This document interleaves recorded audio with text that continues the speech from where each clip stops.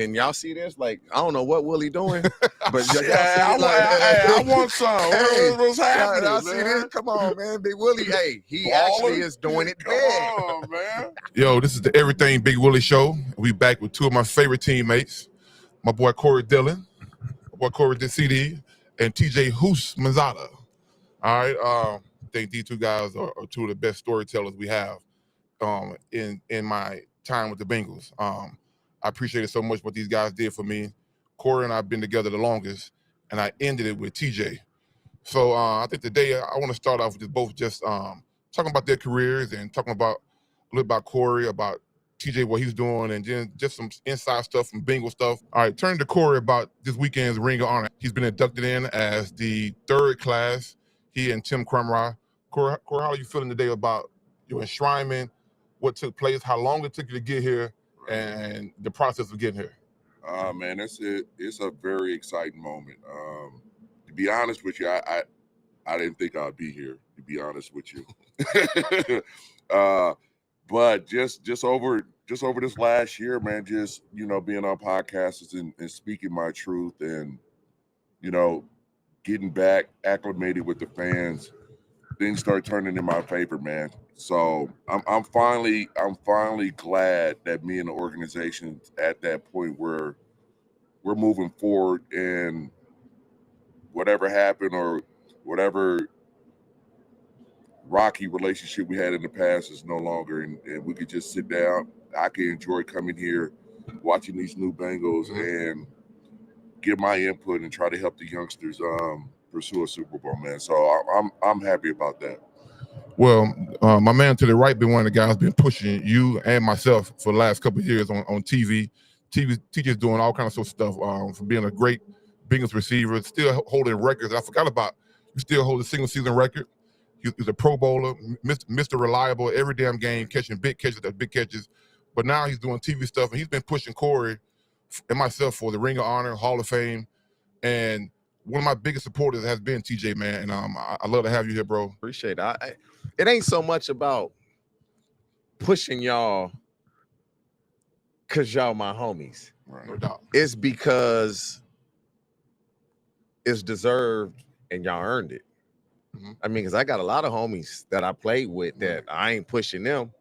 But when you have earned something, and because your team didn't have the success that other teams had, I mean, there's dudes in the Hall of Fame that ain't better than y'all. It's just like also Chad. Chad should be in the Hall of Fame. No doubt. Chad should be here. And so, they'll put out a list of first year finalists or first year eligible. I'm like, because he was on a winning team or he played well in the postseason. Is the Hall of Fame about, I was very good in the playoffs in the postseason, or is it the totality of my career? Because if I was just good for those 3 or 4 games, what about the 16 regular season games? Because anybody go to the Hall of Fame, it was 16 in the regular season. Now it's 17, but that's so far away for those guys. So, yeah, it was earned. My thing is I think people don't realize how fortunate it is for guys to get on good teams. And I never knock anybody who's been on, TJ saying that because he's passionate about the whole situation. But sometimes guys are fortunate to get on really good teams. You can't control who you get drafted to. No doubt, you can't. You can't control it. That's true. And now, for the Bengals, they good now. And so these players, they won't have to go through, at least we hope, what y'all going through. Yeah. They ain't gonna have to go through that. They won't. Like Joe not gonna have to go through that. Joe stay healthy, he gonna be in the Hall of Fame. Easy. Jamar stay healthy, he gonna be in the Hall of Fame. Geno Atkins. We would think, but that Geno was coming in right at that time, but it was still like a iffy thing because we were good, but we're good, then we're bad, then we're kind of good, then we're bad. We was up and down, but they're now consistently a good team. That's gonna help them. And Chad, he ain't here, but he always says, "Oh, T, I don't care about the Hall of Fame." Bullshit. Yes, we all. But you earned it. I don't care about numbers, man. Like receiver, he can relate to this because it's a running back. It's stats based. Right. Don't look at the totality of my numbers, because if How many years you played? 9? 10. 10? It's a dude that played 14 years that got way better numbers than CD. But stayed on for 3 years. But he wasn't better than CD. If you play yeah. more years, you're going to have better numbers because you played more years. That's true. Like certain receivers that play 16 years, they be like, look at his numbers. Bro, you played 16 years. Yeah. When you played, were you better than me? That part of it, man. That's, to me, that's how it should be. And your breakdown you said the other day about you think it should be based on a 5-year period where you one of the top 5 dominant guys. I don't understand at your position. And again, I think my criteria is the best criteria that I've heard. And I probably think that because it's coming from me, right? But it was very simple. And I try to tell these media people that actually have votes. I say, hey, this be in my face. But I say, no. I say, listen, the criteria for the Hall of Fame should be very simple. Look at said player. If you were a top 5 player at your position for 5 years, you're a Hall of Famer. If you got to say, you're not, and that's not a bad thing because the Hall of Fame is the best of the best. Right. It's Deion Sanders. Yeah. And then you got dudes that couldn't fuck with Prime in the Hall of Fame. And it's like, how he in there? And so to me, I just look at that criteria. So we talk specifically, y'all two, right? You came in 90, 97. both of y'all same time? 6. 96, that's 96, what I thought, right? 97, yeah. So if you go from 96 for you, 97 for CD, and give me a period of 5 years, you was a top 5 running back right out the gate, damn near. No Let's doubt. just say you won in 97. But 98, 99, 2000, 2001, 2002. 3. Then you go to the Patriots and hit them. 03. And then you go to the Patriots and hit them up for 1,600 yards, right? Right. So at least 5 years, you was a top 5. You're in the Hall of Fame. Because we got running backs in our division that when we were playing, I think you were better than. They in the Hall of Fame. Right. No offense to them. And then you go to Willie like, oh, if you're not a left tackle, you're not in the Hall of Fame. But if I'm only one right tackle. But this the thing though. Like it's later. If I'm a tackle, the right tackle, and I'm giving up ass, and I'm getting I got all these QB pressures and you getting your ass benched. No doubt. It don't matter if you're a left tackle or right tackle. Mm-hmm. You got to block the guy in front of you. Right. It don't matter because the defensive end, they're going to line up on a weak link anyway. No doubt. So if you're right tackle or left tackle, you're right tackle, oh shit, we're gonna put our stud over here. He can't with Big Willie over here. There you go. And so Willie played so fucking long, like you can't tell me. I'm not even gonna go to 96. My first year we were 8-8, 96, and I thought life was gonna be You great. think next year we're gonna be better? Oh, great. Mm-hmm. He comes 97. Corey wasn't even starting in 97. Mm-hmm. 97, Jeff Blake's get hurt. Boomer Esiason became the quarterback. So we lost kind of early on, but then we finished the season 7-2 the last 9 games. Right. He going crazy as the rookie. Set the rookie rushing record that Thursday night against Tennessee. So we think Boomer's going to come back. Yeah. He don't come back. And You then know what I mean? downhill. Because they didn't want to sign it back. Went downhill. We signed, I think, Neil O'Donnell. Yeah. We go 98. We go 3-13. So check Corey's stats. I'm sure you guys that have his stats up. His stats from 2000. I'm sorry, from 98, 99. We were 5-11. Right. No, 4-12. 4-12. I know the 3 years I was man. with CD, he was killing. No, I know that. he was And killing. then when he left, He was killing for his he first was killing. He was killing for his first 6 years, from 97 to whenever 6 years is. But we had no passing game. We were losing games, and we would win a big game here and there, like the Tennessee game or the Denver game, Yeah, right. because we had no passing game. Like dude set the record. Like we could be in meetings, bro, like saying like, yo, CD, we got these guys here, but these last 2 guys here, we don't have anybody to block them. They're yours, and you got to get through them yourself. Big Will. And it's him making a move. either running through the dudes. And we didn't have the kind of guys we had when we had with you and Ocho, and it's just a different time, man. Like as far as linemen, there was no way to judge if a lineman was good back then. I'm gonna tell you this while you talking. This what made me start doing that for y'all, and it hit me because watching TV and then working in TV, you got to really watch the games and see what is really affecting the game, good or bad. You got to really pay attention, and it's really up front. And I'm sitting back to some of these meetings we would have when we were playing. Mm-hmm.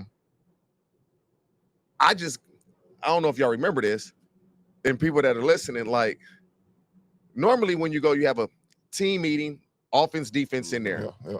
And then the offense and defense split up and go to separate meetings.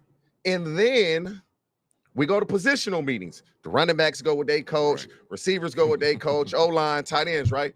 Well, with the Bengals, the receivers used to have to stay in the meetings with the quarterbacks and O-line because I think Chad was going to run rampant in our meetings, so that we never really had we had individual meetings, but we sat in on their meetings also. I forgot about that. So you could do one or two things. They didn't want Instagram and dudes may be texting on their phone. You could fall asleep or you could pay attention. Right. I paid attention. So that's when I started to learn the protections. Bro, we were 7-step drop. Play action. 7-step. No chip, no help. No chip, no help. That's when I realized, like, bruh, Levi and Big Willie is blocking their ass off. Because we was going 7-step drops and we wasn't helping. Right. We wasn't lining up our running back outside the tackle to chip on his way out. Yeah. We wasn't lining up our tight end to chip on his way. Blocking. Our O-line coach, Paul Alexander, he didn't believe in chips. But my whole point is, y'all held y'all own in those situations, and it wasn't 5-step drop, get the ball out. We were in scat protection here and there. Scat protection, the running back scans the block, and if nobody blitzes, he gets out in his route. Y'all were on your own. Y'all on the island out there. I mean, if we can equate, this is like a DB playing cover zero. DB play me cover zero. I'm winning 98% of the time. Facts. That's in essence what y'all were doing as tackles. And when I learned that, I was like, this is crazy. That's why when I would do interviews, I made it a point to get an O-line credit because I knew how hard it was because of the game plan that we had implemented. Like, these dudes is blocking. We get all the glory, but if y'all don't block, it don't matter. It ain't happening. And so that's why I love football, because it's ultimate team game. CD don't block and somebody blitz, we don't score. If I don't block on a perimeter, CD got a 12-yard run instead of 30-yard run, maybe a touchdown. It's the ultimate team game where we need everybody working together. But y'all job was so hard, and it was from the meetings. Either fall asleep or pay attention. That's my dog. Man, that's true. That's facts. That's no lie to TJ would come in our O-line meetings, and because he was the one receiver that they had blocking. Like, TJ did every damn thing.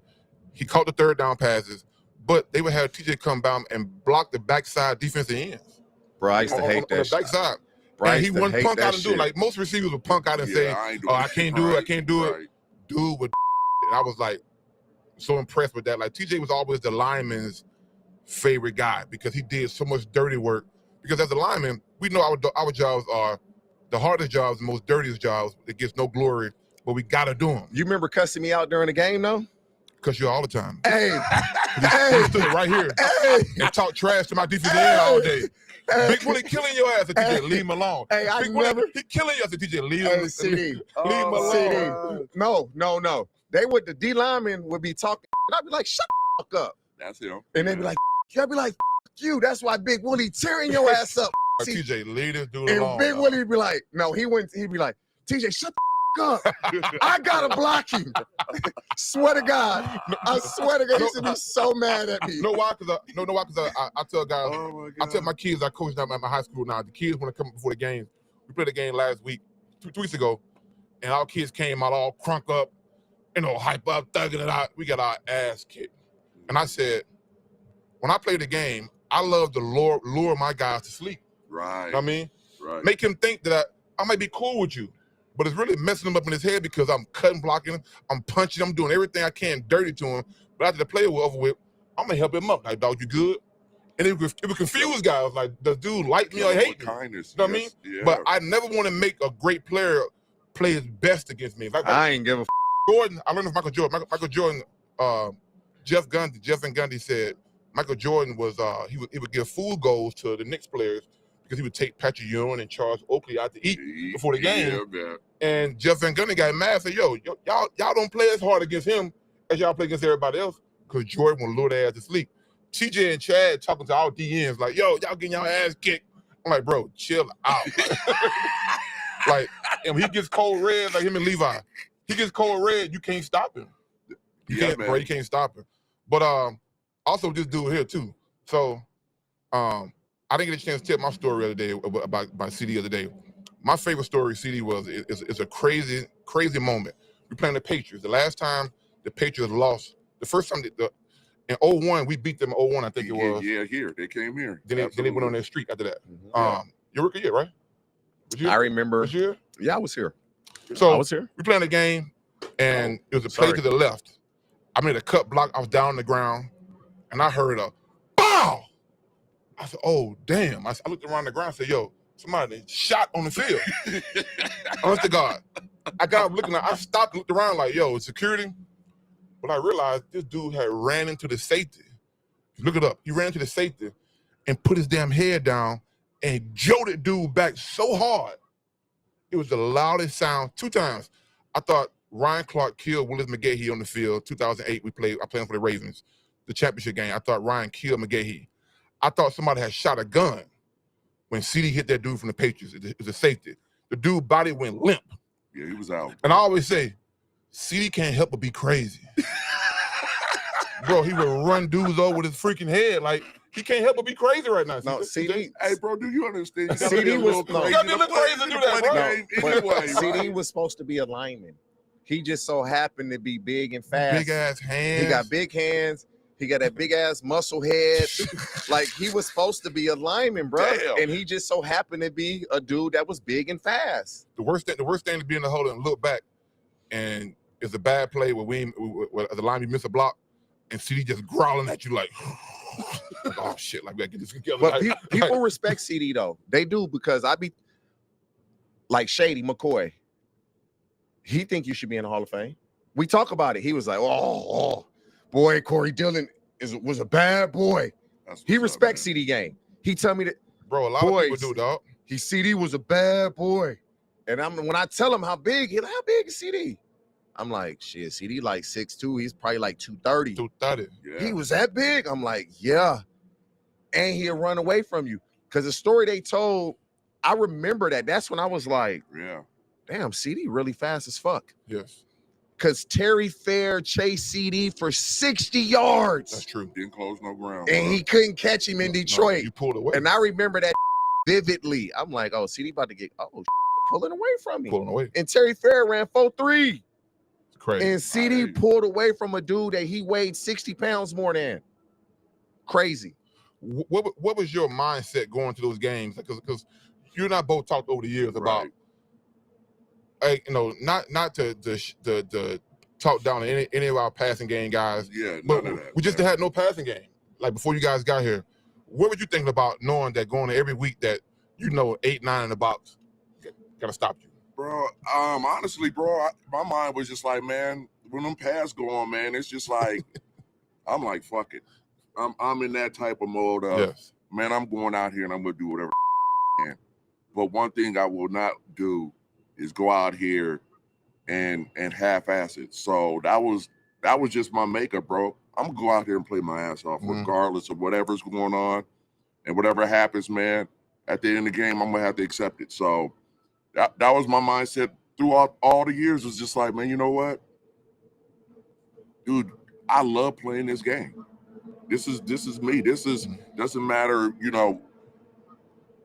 the record or anything else. I've never been a stat guy, so I never chased like stats. You know what I mean? My thing was just, man, I was more impressed by going out there, trying to get the win and trying to be the best player I could be. So, yeah, so them pads go on, man. I get a little psycho. I'm just like, bro, it's whatever. Here's what I loved about it. Like, and I say all the time, I told Takeo in 2019, man, when the Hall of Fame thing came around one year, I said, Spikes, bro, this thing gonna come around every year, September, December, they come out with the finalists. I said, bro, we probably never gonna be on it. Let's get our mind right, because they're never gonna pay attention to what we did in Cincinnati those early years. And the one thing I hate about it, I think you said it the other day, I retired when Twitter first started. 09, I was done. Right. You know what I mean? We didn't get a chance. I think Twitter and social media now helps out the players who are on bad teams. It shows how good individually a guy can be while playing on a bad team. The thing he never got credit for is being a hell of a blocker. Like, dude, now you're considered to be an unselfish guy as a running back if you stick your head in there and go knock guys out. Back then, we had the linebackers with Ray Lewis, Tequila Spikes, guys with big-ass necks, thick necks. And as a running back, it was easy to cower out and not say, oh, I missed that block. CD was going in there head first, knocking guys out and giving us our QB time. So he never got a chance to get none of us, even yourself. Right. The things you and Chad were doing, and from the 05 to 06 season, all these kids would have been like, yo, I'm trying to be Ocho and TJ. But social media never got a chance to show that. And so we all missed the PFF grades. I didn't realize PFF started grading in 2006. You know that? So they have my last 3 years of my grades of my career, and my grades are like some of the highest grades in the history of PFF. I never knew that. Like, so all the data analysts and the video stuff that these people show right now, you and Chad, I tell you all the time, my son was playing receiver out of high school before he got to sign to Georgia Tech. I would go on YouTube and just scatter for tapes, and I would find TJ training guys, Chad doing workout tapes. And we found out later on that a lot of the guys in the league the last 10 years were training off you guys' videos. You know what's crazy though about that?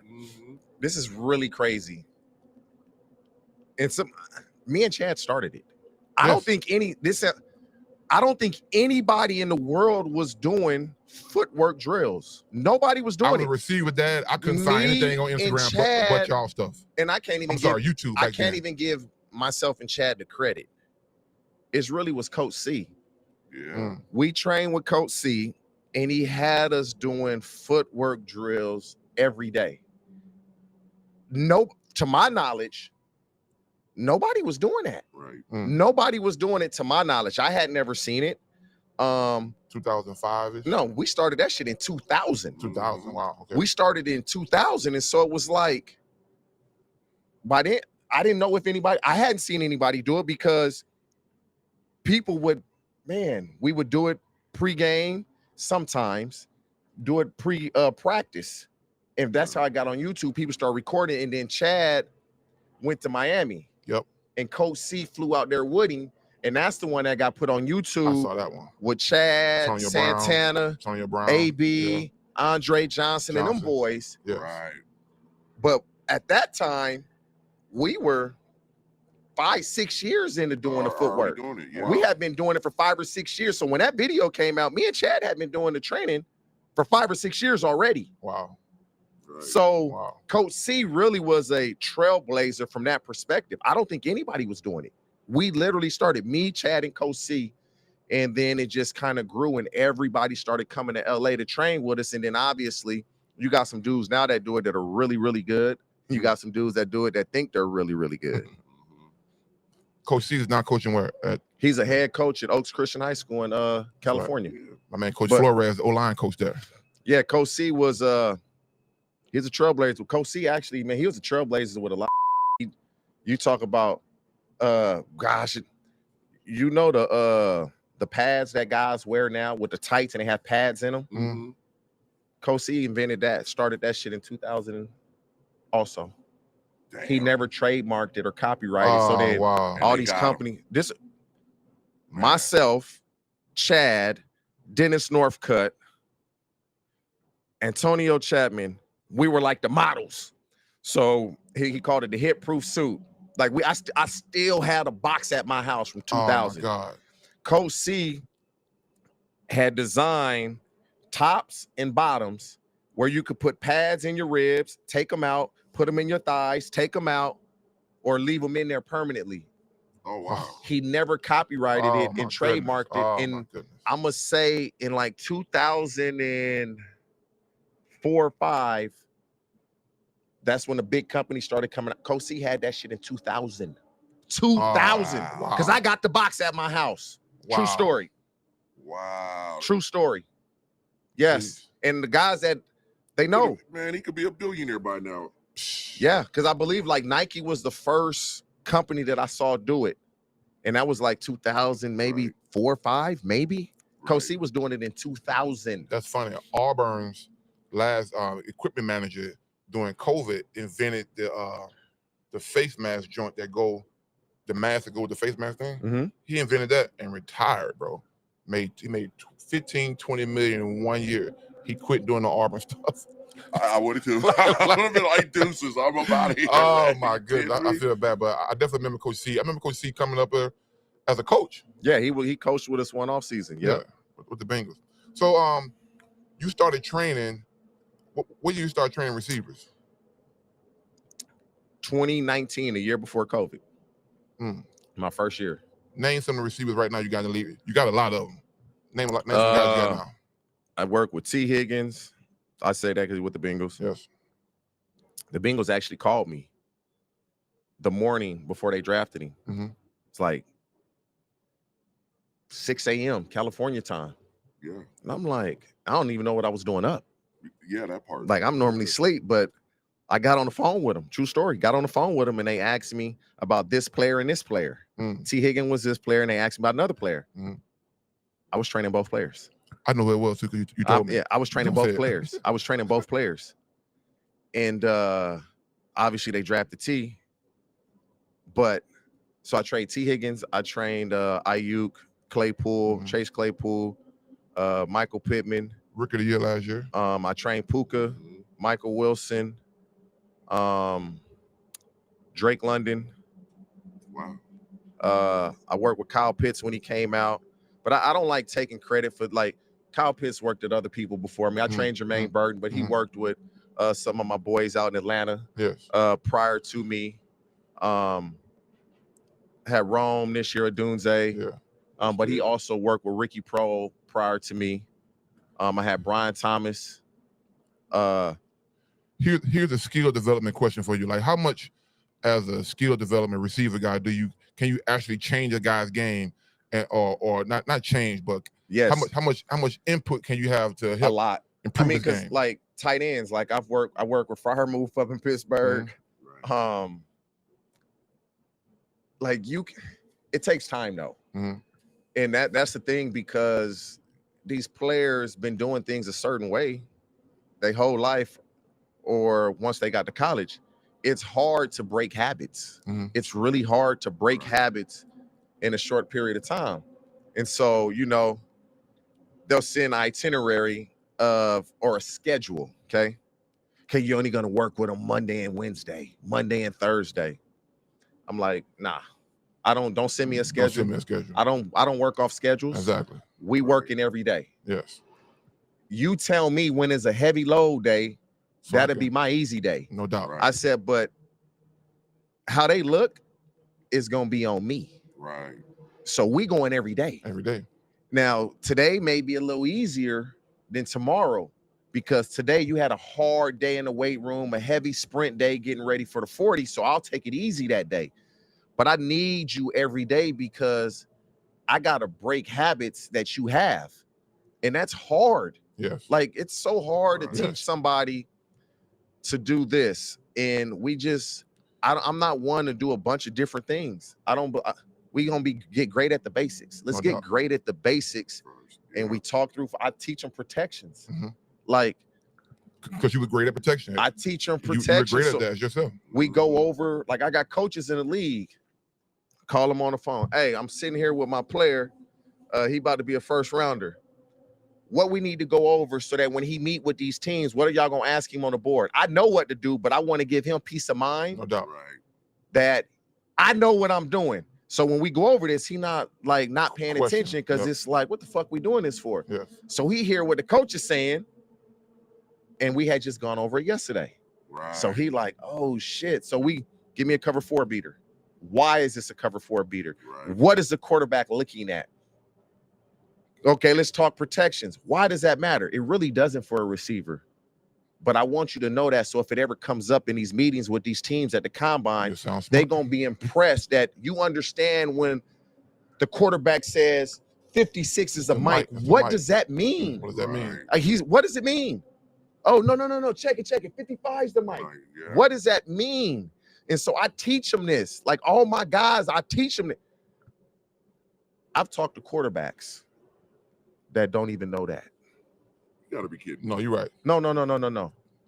I believe that. I talked to a quarterback this summer that played in the league, past tense, that's training kids today that didn't know what I just said. That's no way, TJ.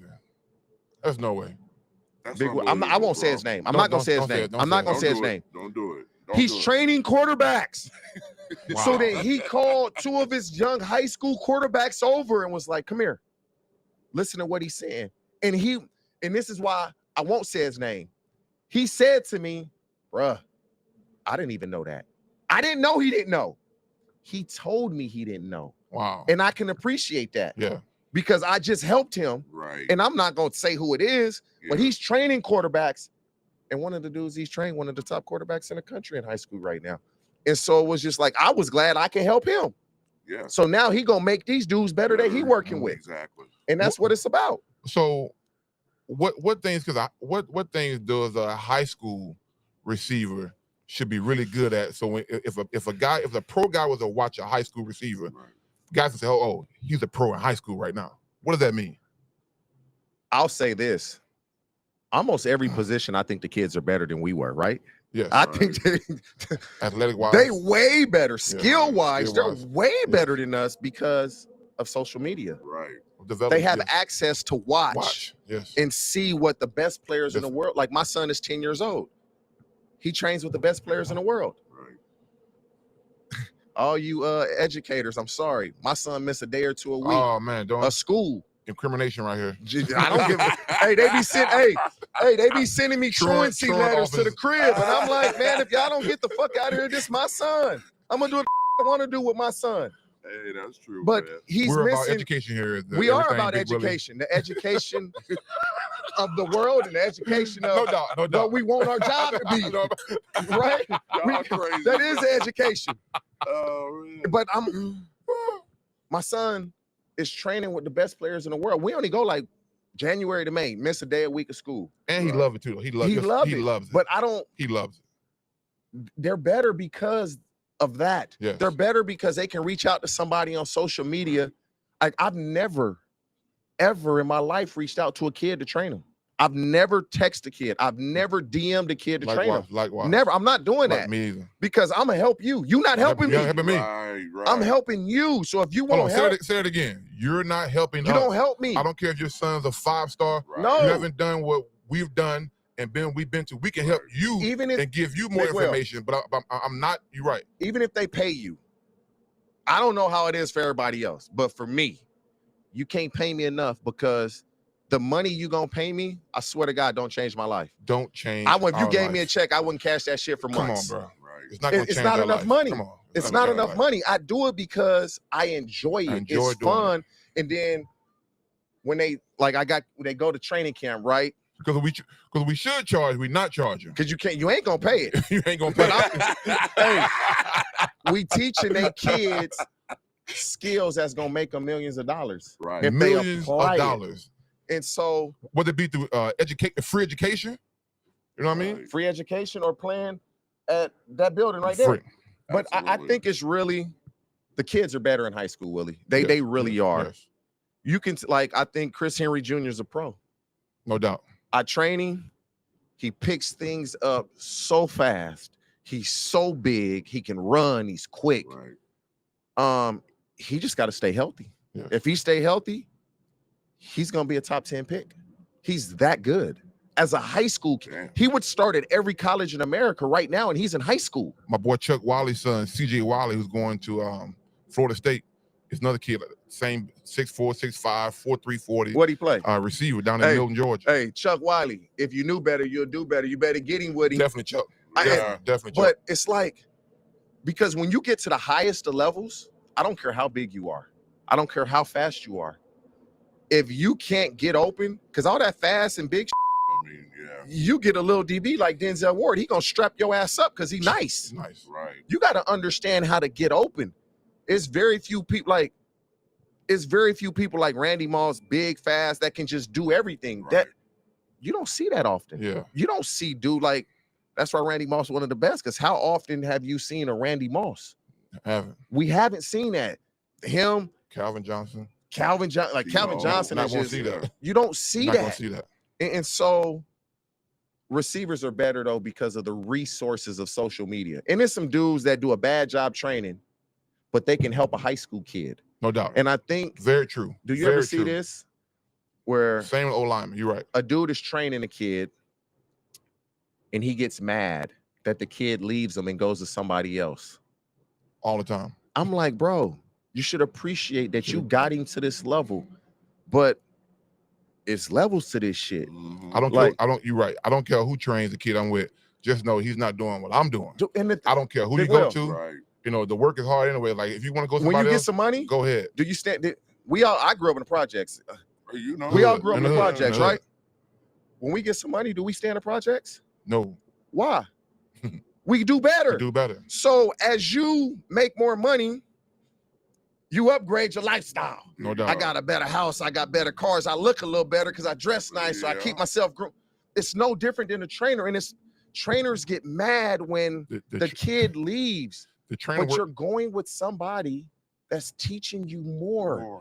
And it's not a bad thing, but the trainers get, I was Woody when he was a kid. The trainers are like being in the dope territorial in the damn streets. Everybody territorial, like this is what I did. Because I think guys want to show their self, how good they are, through the kid.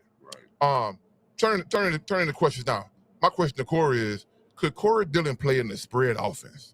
Hell yeah. Corey Dillon, I think he playing any offense. Man, I could play in any wishbone. Put me anywhere. I don't care. Spread, single.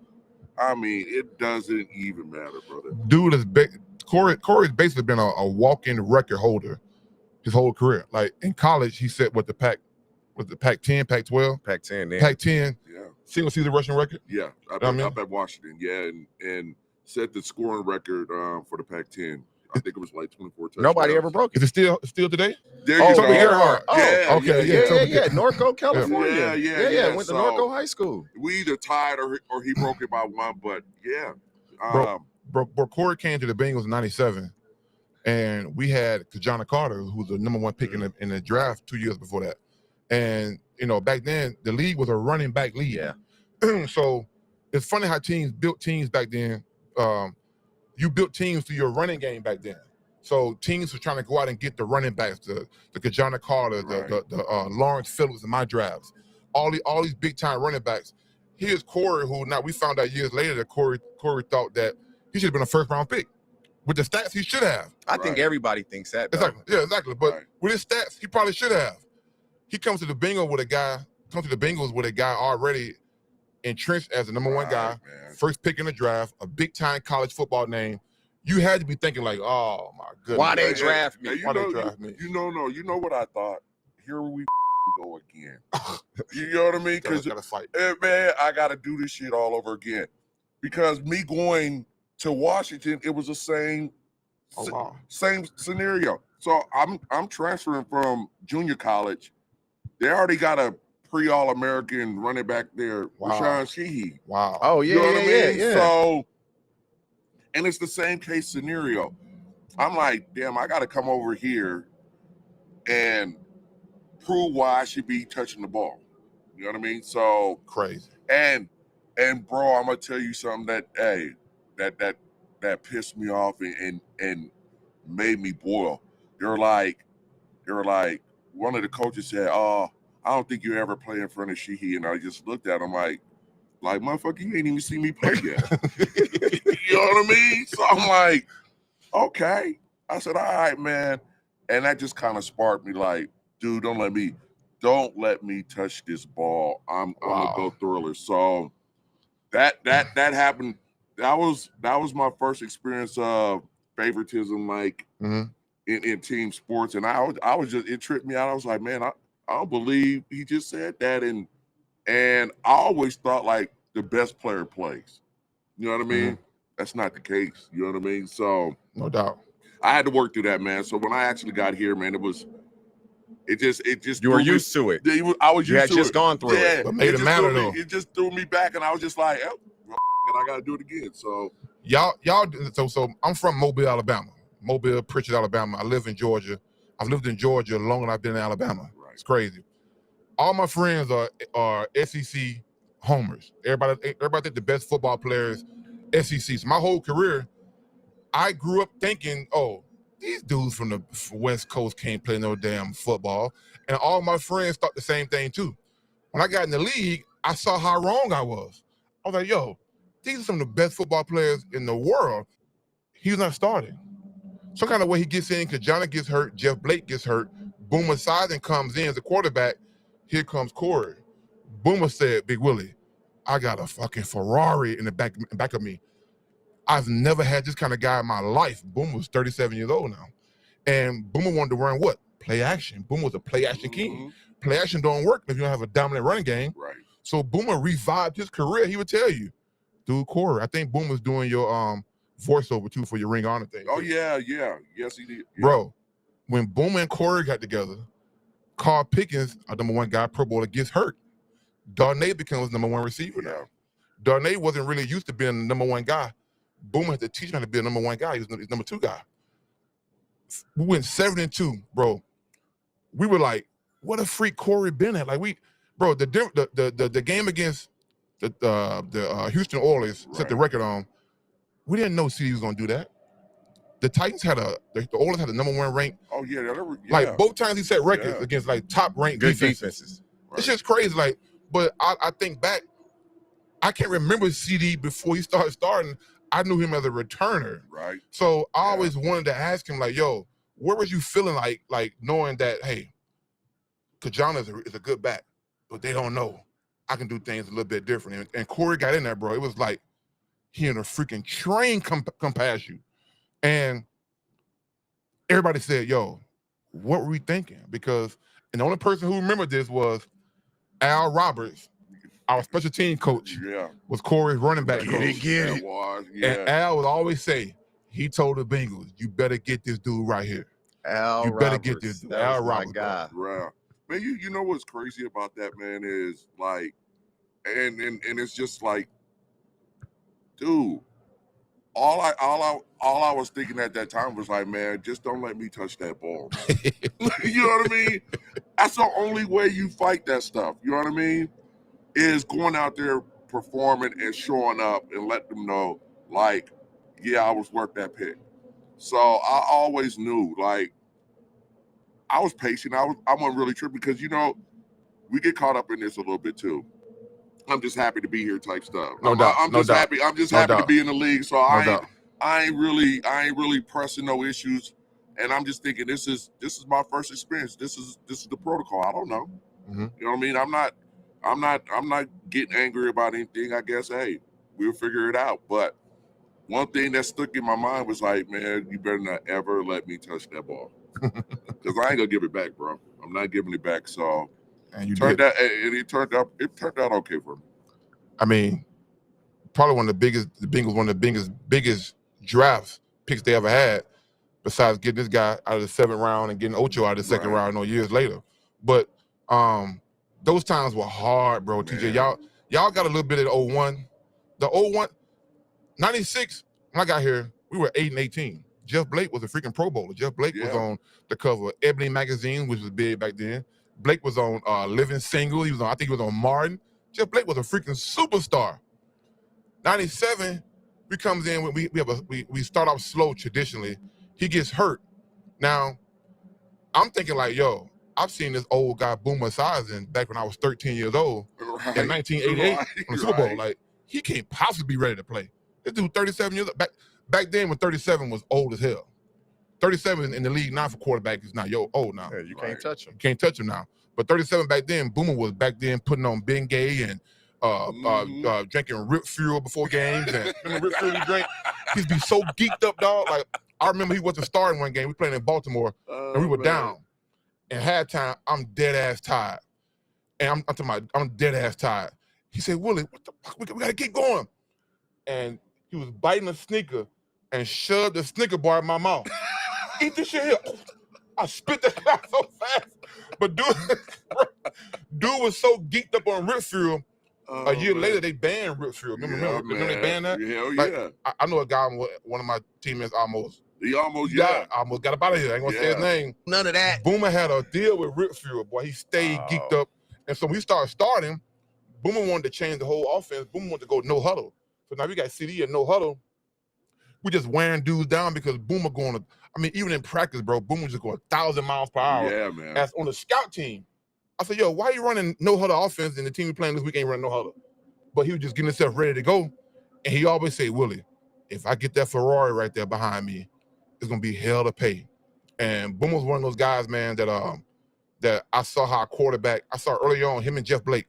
Blake showed me stuff, then Boomer showed me this. Boomer showed me one thing. Boomer said, Willie, he showed me how a quarterback should act and lead guys. You know what I mean? Part, bro. And him and Jeff Blake showed me that. But when Boomer got in there, bro, him and Corey took off, dog. Like I'm talking about, took off. So that was a big time. And just I always wanted to ask you that about how you felt about that. But then we go on. You guys come in 2001. Right. We get Jeff Blake's leave, Boomer leaves. So Kittner comes in, and we have probably the best passing game we had in several years with Kittner. So it kind of eased up some then, but hell, the record and the defenses and the offense, we all weren't doing our part, but it got better with Marvin, and then 03 came. Corey. I found information about 2017. Corey tells me this. Everybody who thought that Corey Dillon was jealous of Rudi Johnson's success. Man, no. He was giving Rudi the carries. I knew that. He was giving Rudi carries. Like, yo, you go in, Rudi.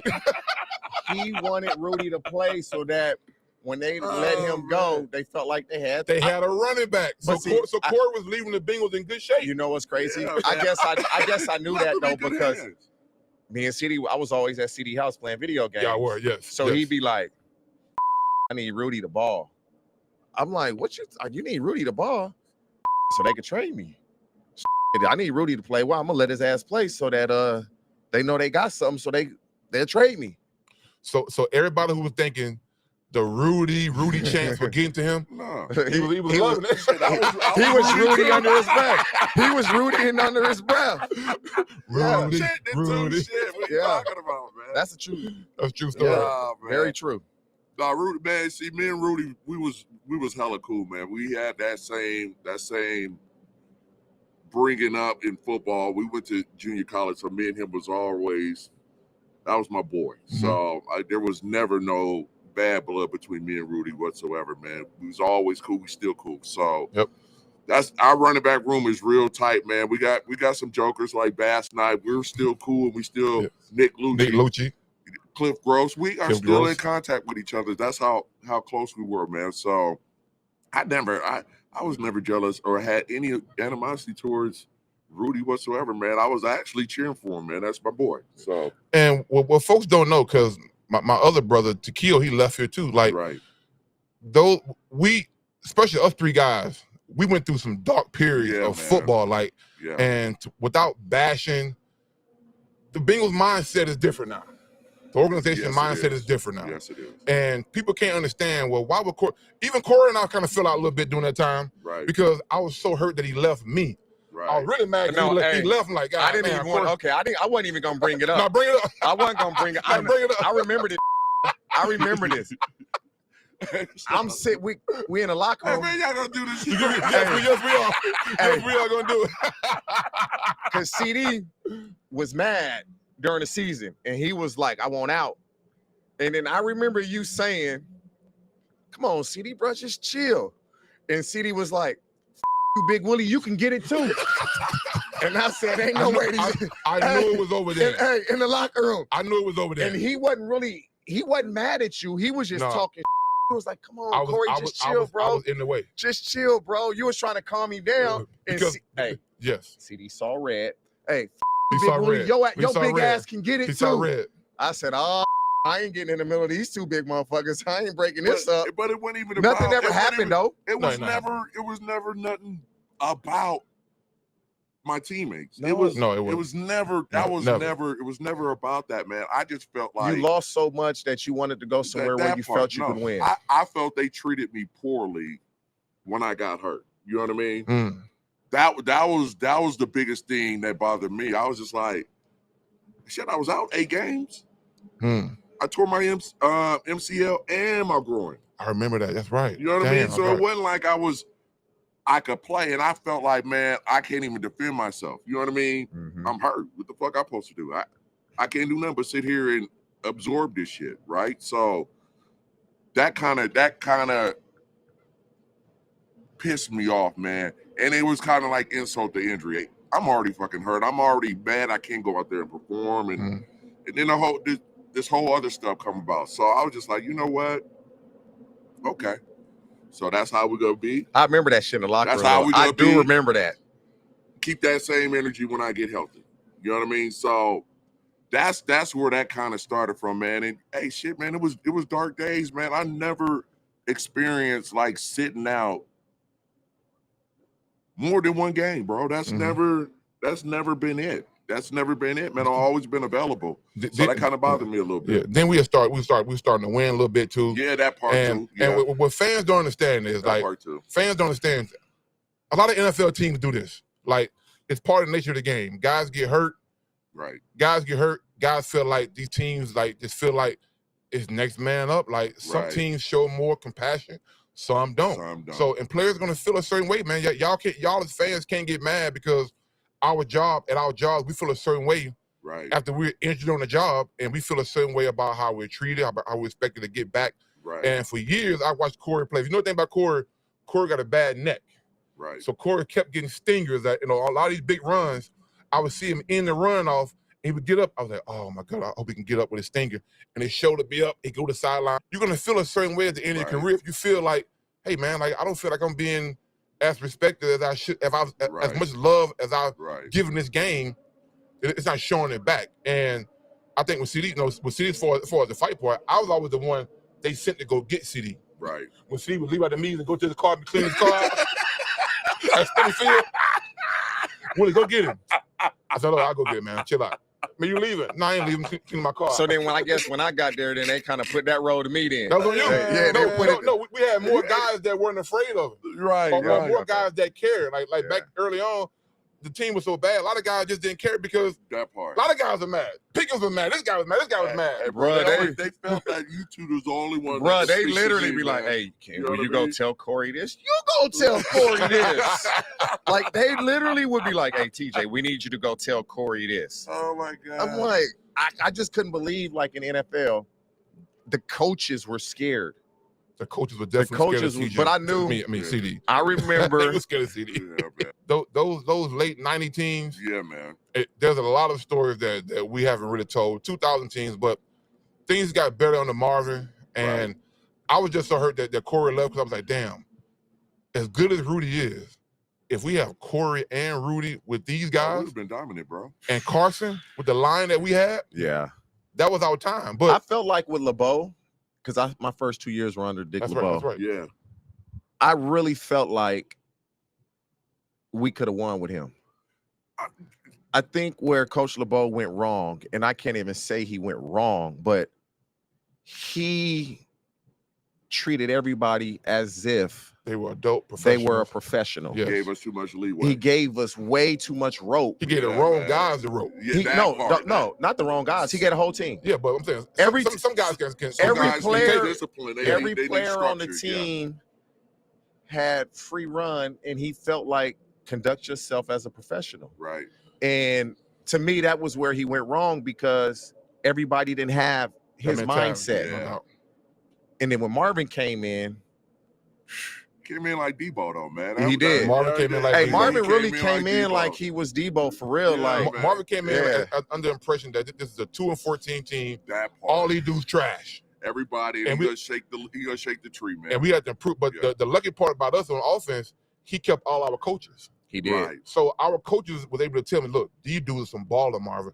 Go get the guys on defense and let's plug in, you know, some guards here, a quarterback here. We got two receivers gonna be freaking Hall of Fame receivers. Right. You know what I mean? Plug in other positions, but we got two running backs, probably two of the best running backs in the history of the organization. You know what I mean? And the best one right here. So we got some pieces, but he had to come in and change that 2-14 mindset because we did have that. And what was the biggest thing you saw, CD, when you left here and went to the fucking regime? Man, dude, and you know what, man? I talk. We got other teammates that went on and played in different places, and we say kind of you'll know this story too.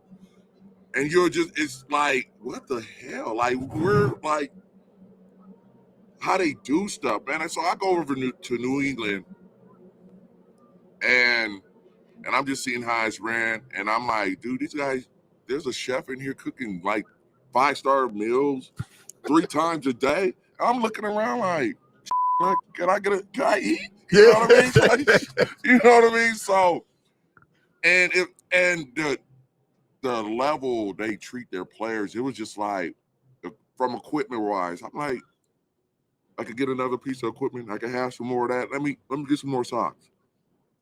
They just laid everything out for you. It's like, man, get as much as you want. Owner comes down, and which tripped me out and made me nervous. It made me nervous because I seen him at my locker. I seen Mr. Kraft at my locker one day. I was like, God damn, they cut me already. The season ain't even got started. Like, what's the deal? You know what he did? He was down there, was like, hey, Corey, how you doing? How your family doing? And I'm just like, where this going? Hey, I'm doing good. He said, you know what? I want you to come upstairs and meet some of my friends and buddies. And I was like, oh, wow. Like, what? So that kind of tripped me out because I didn't have that. You know what I mean? Mm-hmm. So I get over there and I'm seeing all this other different type of stuff. And I was just like, damn. How was Belichick approach? Oh, dude. Was it shocking to you because the coach you had, like you had Marvin for a year, but you never really had, we didn't have any all-star coaches. Like I said, Marvin turned turned everything around as you left, but everybody want to hear the Belichick myth. I'm going to tell you one thing about Bill, man. That dude he's funny as hell. He got a great personality. All guys say that. In that building, but he get on camera, he's gonna be vanilla. He ain't gonna give you nothing. And that's just him. But what I respect about him the most is he treats everybody the same. I don't give a damn if Tom Brady's over there, or he's gonna treat him the same way. So, and that was evident, man. What tripped me out one time, we in film room, whole team, it's team meeting. We in film room, and he was like, it was Tom too. He was like, hey, what you doing here, Tom? Just get rid of the ball. And Tom was trying to explain, and he was like, no, that. I just said get rid of the ball. And and literally that whole room, players were looking at each other like, oh shit. Wow. He talked to Tom like that. I was like, shit, anybody could get it over here, man. So that's that respect he demanded from the players. The players obviously gave it to him, but he was always fair, man. Tells you straight up. He's honest about it. Hey man, if you can't do the job, I'm gonna find somebody else. And I think that's what everybody gravitates to in that locker room is a coach that's gonna be straight up with you, period. Because they not like that. They're not like that. Coaches ain't like that. They're not like that. True. They, you know what I mean? So that's what we respected about him, man. So and it was pretty good, man. I just seen something different. I'm not saying Cincinnati was bad. That's not what it was. I just seen something different. You know what I mean? Yeah. And to all Bengals fans, the Bengals had changed. They changed a lot under Marvin. Yeah, they were doing things. We were getting food. we were getting food. Yeah. We were getting more equipment. Things got better. Right. That's why I said Marvin never gets the credit that he got to go in that fight, different things. my thing. Next question for you is: I remember your first game on Monday night. I ain't gonna lie, I was hating CD. Who were we playing? Miami? I can't remember, but you didn't start the game off. That gotta be. It was the Colts, bro. He didn't start the game. I think it was the Colts. And I was like, there go my running back playing for the freaking New England. They got Brady already. This gonna be, and his first game, you were just holding that thing. Like you said, everything in his left hand. He runs to the right in his left hand. Right. And for some reason, you didn't start that game. And I was like, I ain't gonna lie, boy. I was hating, boy. I ain't gonna lie, I was hating. Cause I was mad he left, man. I was like, God damn, boy. Cause I knew him single-handedly would make Tom Brady into a superpower. And that's what happened. Well, you know what I get now, man. You know when you young and you in it, you don't really comprehend what's really going on.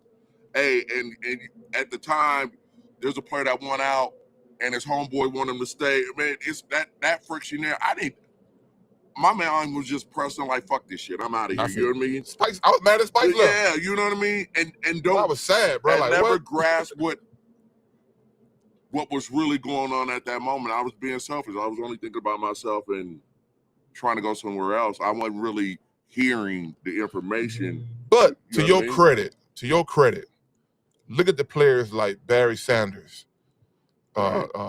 just Calvin Johnson, right, who played for notoriously bad teams, and what majority of 90% of the world think their careers are kind of wasted, but they gave their hearts to Detroit, right, because Detroit is a hardworking team, hardworking city, and they left the game and didn't get a chance to experience playing with another great player, right, like you did with Tom Brady, to go win the Super Bowl. So, in fact, you kind of did the right thing for yourself, CD.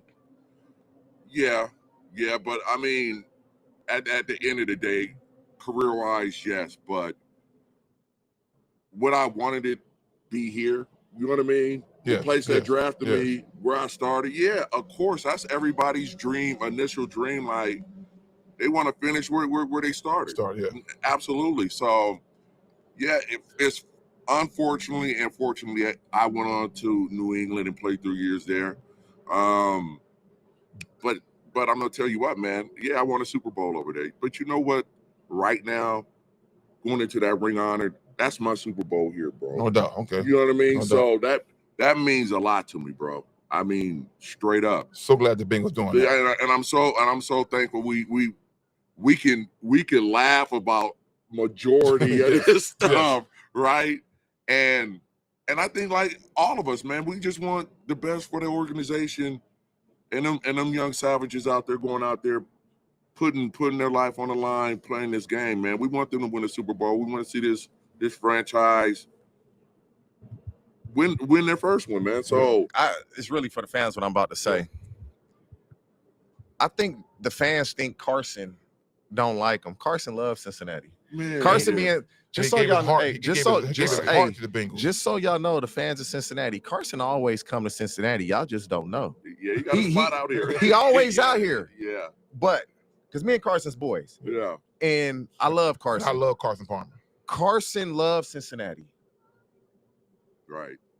And I think it's this, he don't love him. And when you brought Carson's name up earlier, that's all I was thinking about. So I just wanted to say that. Carson Palmer changed my life. I just wanted to say that. Changed my life. Like, and I know for a fact he was the kind of guy, he was every bit as leader as Joe Burrow is. Right. I mean, he just didn't benefit of playing for the kind of organization that they are now. Very true. If he did, because quarterbacks shouldn't have to worry about, like Joe Burrow is not worrying about the things that Carson Palmer worried about. Right. And we're not going to say them, but Carson had to deal with a lot of things as a starting quarterback that folks don't understand. And at some point, you just get tired when you keep asking for certain things that certain guys get as a starting quarterback. Hell, I heard that Joe Burrow asked for the indoor facility. They got an indoor facility. You know what I mean? So there's certain things your top guy he asked for. He gets it. Yeah, man. You know what I mean? So, man, your quarterback like your wife, bro. She like your wife for real, for real. You don't keep her happy, she only gonna say it a few times, and it's a problem. Straight up. And if she your girlfriend, she gonna be ex-girlfriend. Nothing about it. She gonna show you. Yeah, absolutely. No doubt. Gonna say it a couple times. And then that's it. That's it, man. Glad you said that, man, because CP. But Carson, my boy, though, so let I me had tell to you say guys that. something about that, man. Like, before I started back on this journey of getting back down here, man, there was two things said. They said Corey Dillon and Carson Palmer are the most hated ex-Bengals players ever. That's social media Twitter. Yeah, man. And I'm like, what? I'm like, serious? And and it just goes to show, man, just sitting down, talking with them, and having a conversation, man. You could work out, because some people, they get the wrong impression. They may take it a whole different direction. But I took the time to explain myself and try to answer all the questions possible. And I was open. I was open with everybody. You know what I mean? Mm-hmm. I wasn't ducking no questions, wasn't hiding about them. And you know what? It turned, man. So all that negativity turned into some positive. Bro, I retired from the Ravens in 2008. Right. It took me until 2016, 17 to let go of my. Listen, let's face it. Before, if you played pre-Marvin Lewis, Right. if you played with Marvin Lewis, and probably to the end of Marvin Lewis' career, Right. as a Bengal, you left here with some kind of animosity. Right. I think just playing football in general, Man. when 90% of players are forced out of the game. Facts. It may be more than that. Everybody always wants to play one more year. One more year. So you're kind of forced out, right? And then when you're forced out, you don't like the way that goes. Right. You don't like the way it was handled. It's not like they say, Big Willie, you know, we appreciate everything you've done for us. I couldn't believe I couldn't believe y'all cut me. We wish you the best. Bro, that's unbelievable. Teams, when they release you, that's it. And they don't know, and you don't know if that's your last time playing. Right. And I think it's the way it's handled. Yes. I wish the league would have a uniformed way where when they think it's the end, they kind of reach out to guys, and that's what we try to do now in the league, to get that transition away from football, so you don't have that bitterness of 7, 8, 9 years with the team, because the league is going to reach out now, and now we can transition to what we're going to do next. Right. And so that's what we do now in the league. That's what we're trying to do now in the league, because I do stuff with the league, with the legends, that very smart, man. Yeah. When dudes are freshly, newly retired, what you want to do now?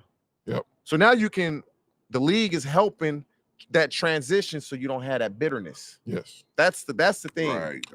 Because that's really smart you just said that, because when guys leave the game, that first 5 years is probably one of the hardest times in your life. Big Willie. Oh man. We live on an itinerary. We got our whole life is a schedule. Give me some free time. This time to here, I got to do this. This time to here, I got to do this. This time to here, I got to do this. This day, I'm here. You're on an itinerary every day. Right. Now it's no itinerary. Yeah, man. You're like, I don't know. What now? Where I go? What now? So you just sit in the house all day, sleep all day, driving maybe take your kids to school, pick them up, and you like, I ain't got shit to do. And hold on, and to kind of revert back to what you said too, man. There's no communication with the place you've given 10 plus years to. No, there's none. No one's calling, no one's reaching out. No. Like guys reach out, when guys die, but it's good. There's no hey, how you communication. doing? No nothing. And there's very few guys that can stay connected to football. Very few. Like in the media. Yes. Right. A lot of guys would coach, but we don't want to start in the basement of coaching when I really know more than my coach that I'm under. Explain that right there.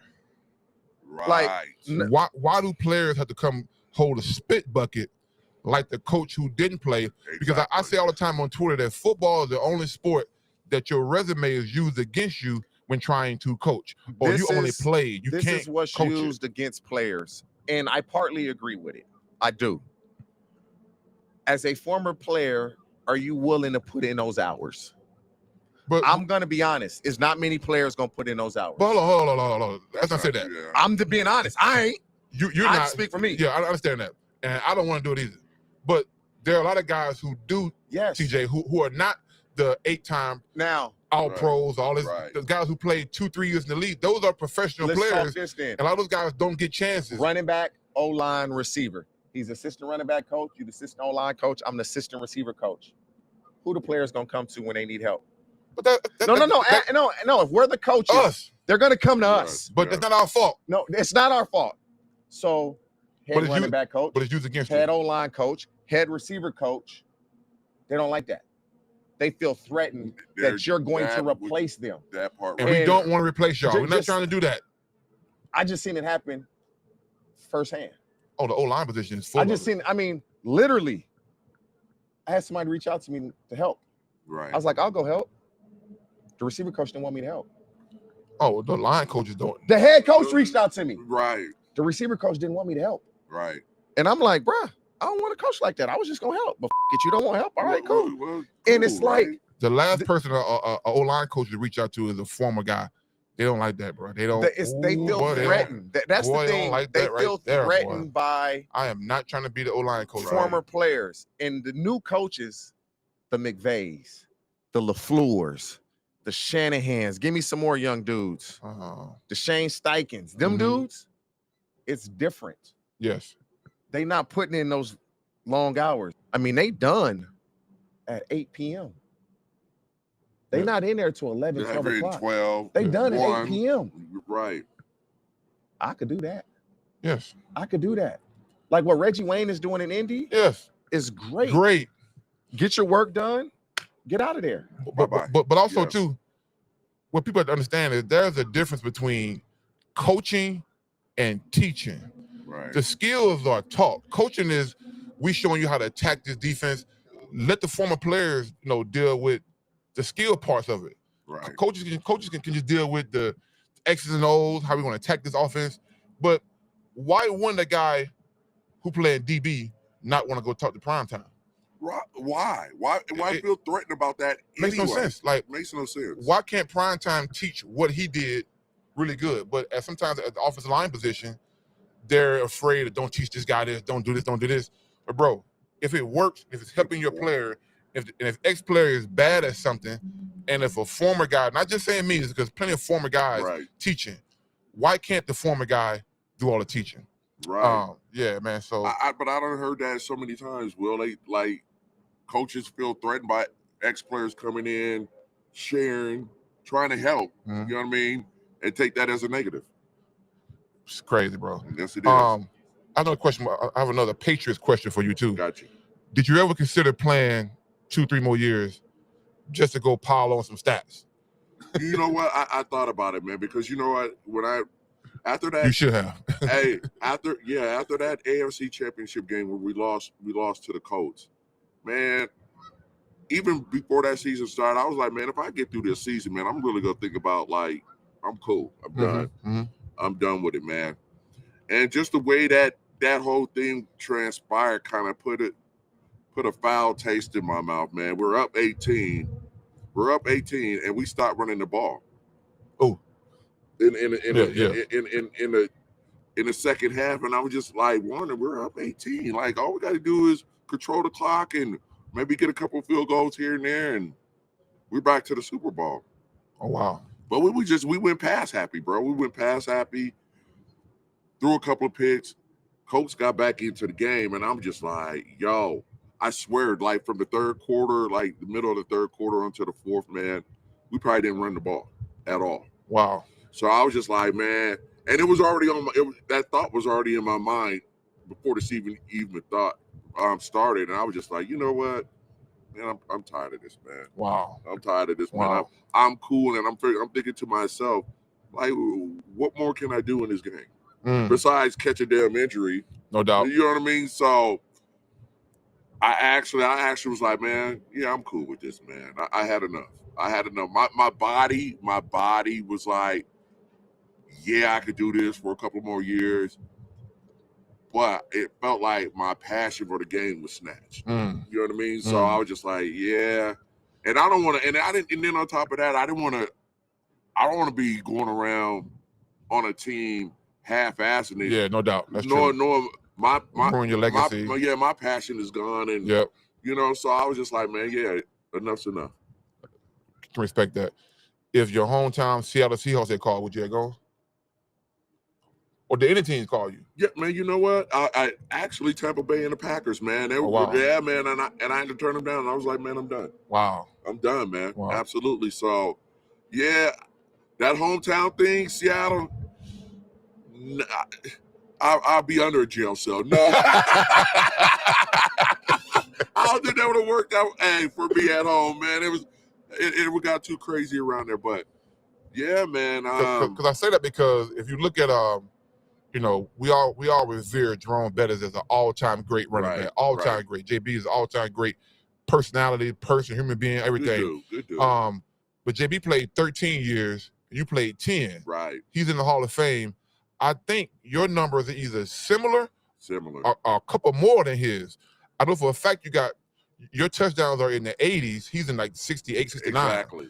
You both got 4.6 yards per carry. JB at the end of his career was like a goal line short yardage back.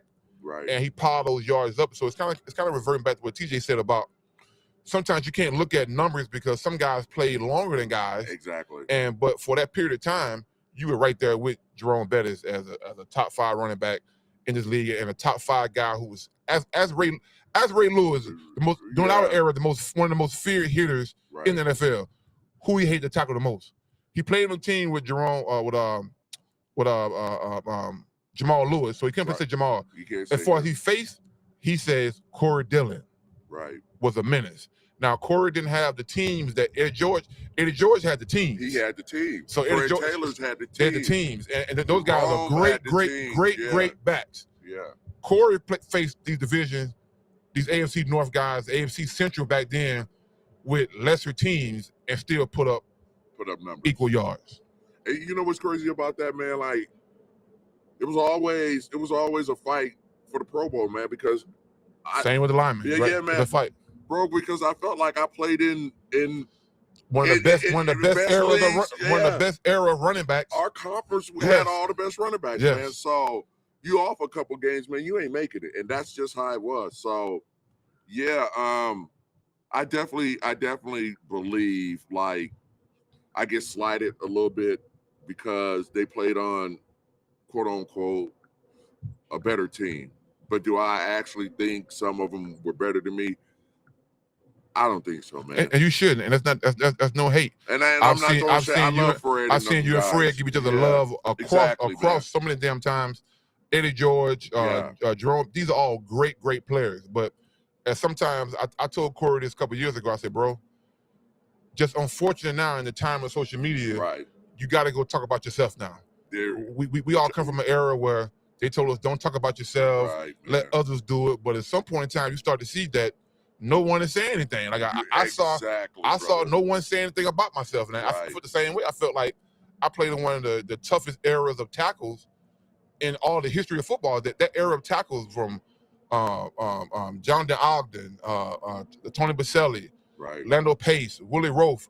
We were all fighting every year for Pro Bowls and all pro spots. Exactly. And to get it as a right tackle, to get as many times as I got, I mean, I knew how hard that was. I didn't know how historical it was until Bengal fans started pushing it. And my guy Joe Goodberry did a video of me. And I was saying earlier, man, too, I want to revert back to, I left the Bengals angry too. Well, I went to the Ravens, played that year, and I was still heartbroken by the Bengals cutting me and how I was released.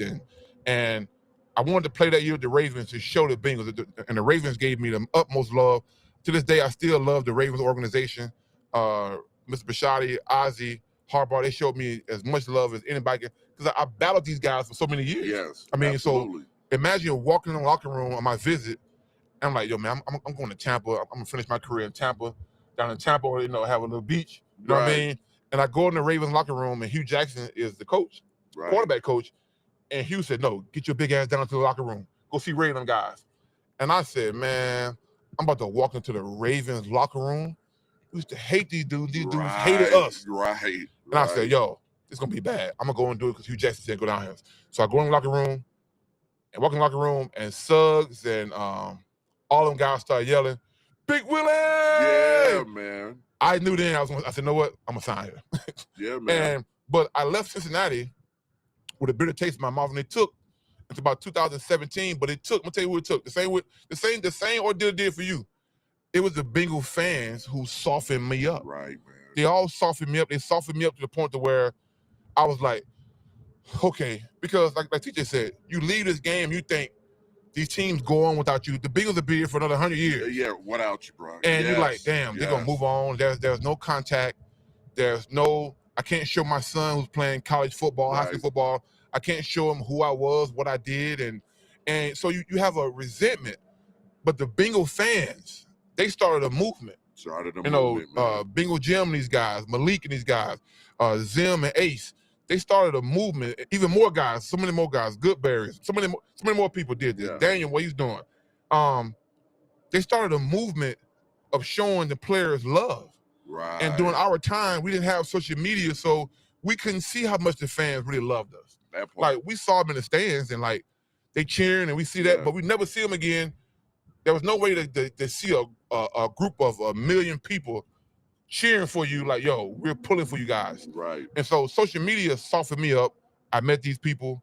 They softened me up. I started coming back to the Bengals. The Bengals started to change with things that Elizabeth was doing, and their mentality started to change for the former players. So I felt it was my job to get y'all back.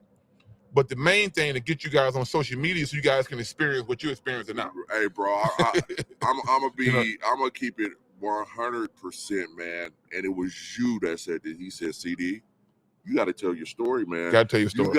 You got to remind the people of who you are. And that was back in 2020 or something like that. Like 18. So like around there, and I'm thinking like, man, I ain't got no damn social media. I ain't got time. I just got social media a year ago. I made him make a video for me on Twitter. Yeah, man. There was a guy impersonating him. And I was like, this is like 2018, 19. I say, CD don't even know how to use a damn Instagram or Twitter. I don't even know the guy was saying some real corny sayings to the Bengal fans. I say, bro, that's corny as hell. CD would never say that. So I asked the guy a question. He wanted Rudi too. He blocked me. So I told the guy had like 3,000 followers. Yeah. So I called CD. I said, Corey, do a video for me telling everybody you don't have social media. And I still had that video. You did it for me. Right. And that guy shut his account down. The guy had a Corey video. He had the Patriot stuff up there. And was quote. And folks were following because fans. I said, see, look, these people want to find out where you are. Right. They want to see you. I remember telling you about coming back to the 50th anniversary. Yeah. I said, Corey, come back. He said, man, if I come back, man, them folks gonna throw batteries at me. I said, bro, no, they're not. I say, the real fans remember what you gave them. Like, we as players know why you were mad. You were mad because you didn't see any hope of any movement of the organization. And it was understandable. But the real fans remember you still running hard in those freaking December games when, I prided myself on, I tell my players right now, I say, yo, man, I prided myself on the most.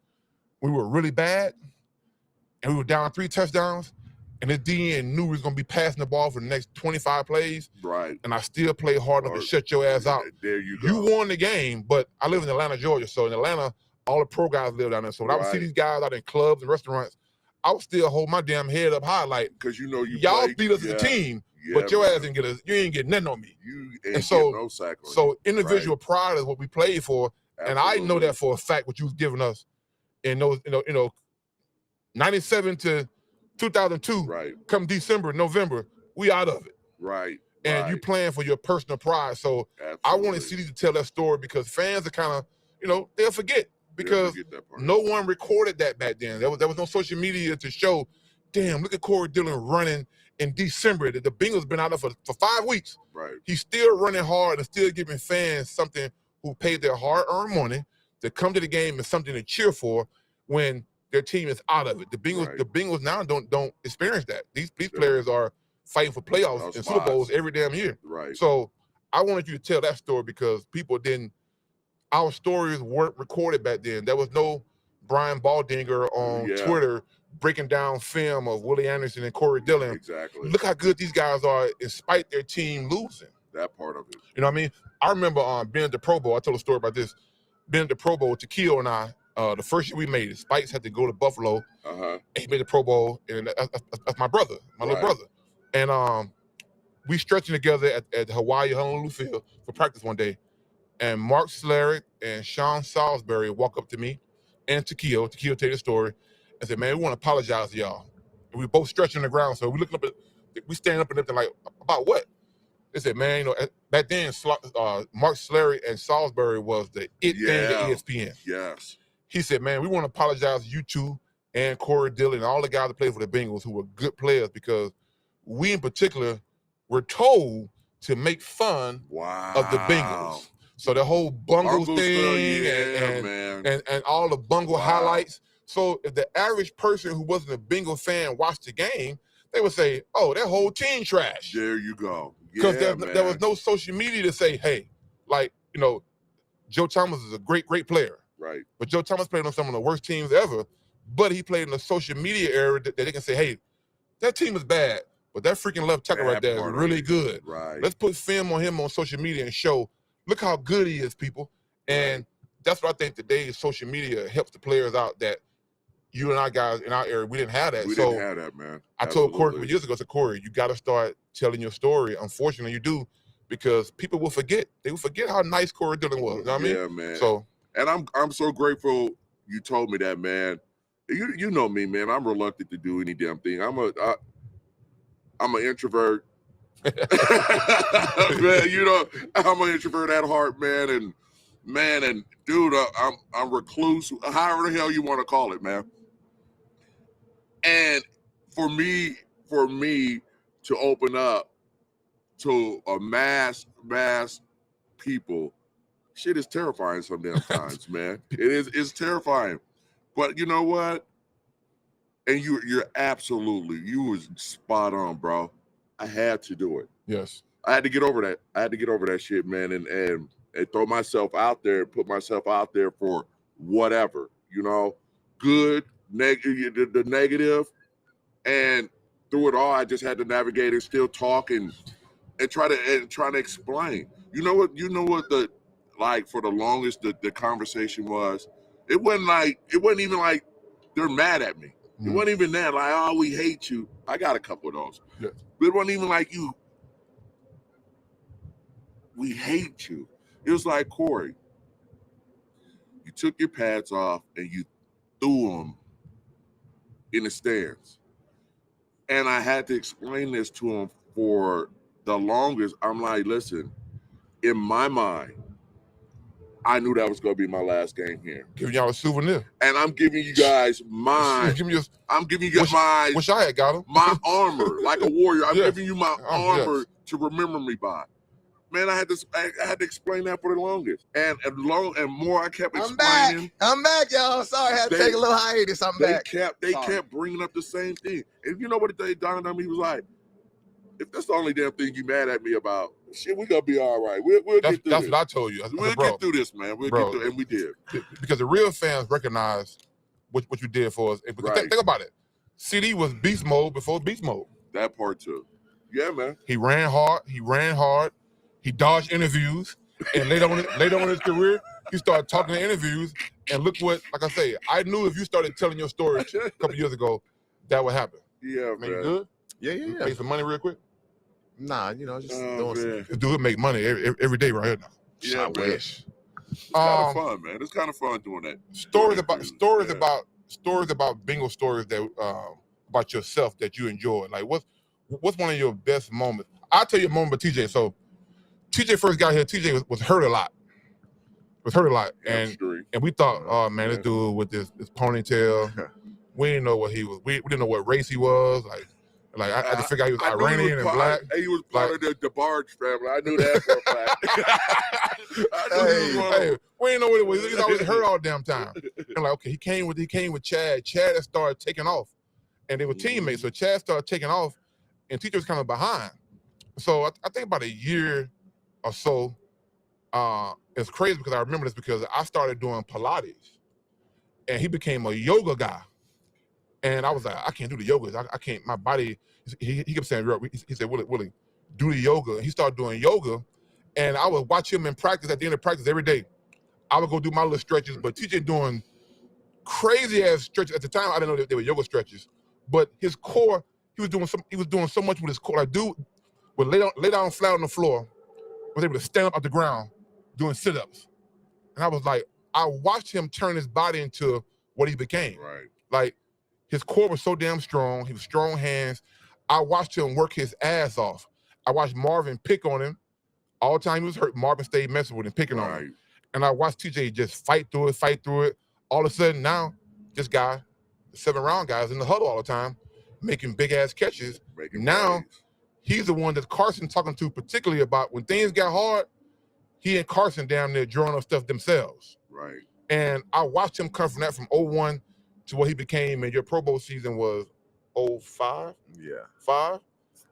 I remember playing the 04 game, last game of the season. With 06. I should have made it in 05, 06, but 05, I didn't. 06. Yes. So watching you do that right there, man, I was amazed at that. And again, here's another guy that social media, if, let's be honest, good looks, got the hair. If social media was around this guy back then, oh wow, he would be a major superstar back then. Wow. And because his game dictated that he should. So talk about your journey from that 01 to the time you became the guy. People don't remember this, but I got in a fight my first practice here. With who? So we was this dude always you fight. know when you get drafted and you have Ricky Minicamp, but with the Bengals, everybody did it. Okay. And so we was taking physicals, and one of the DBs, he was just talking shit, and he was holding people, and I was like, "Bruh, stop holding me." Right. And he was like, "Shut the up, Rook," like straight up. So we got in a fight. I put hands on him, hands and feet. And Dick LeBeau sends me to the locker room, and I go to the locker room like, oh my God, I'm about to get cut, man. Dick LeBeau, anybody know Dick LeBeau? He'd always wear some Dickies. Yeah. And he'd be sagging and he'd have his hands in his back pocket. He walked into the locker room. Hoosh, next time I tell you to stop, just stop. But that's good. I like that. I was like, oh.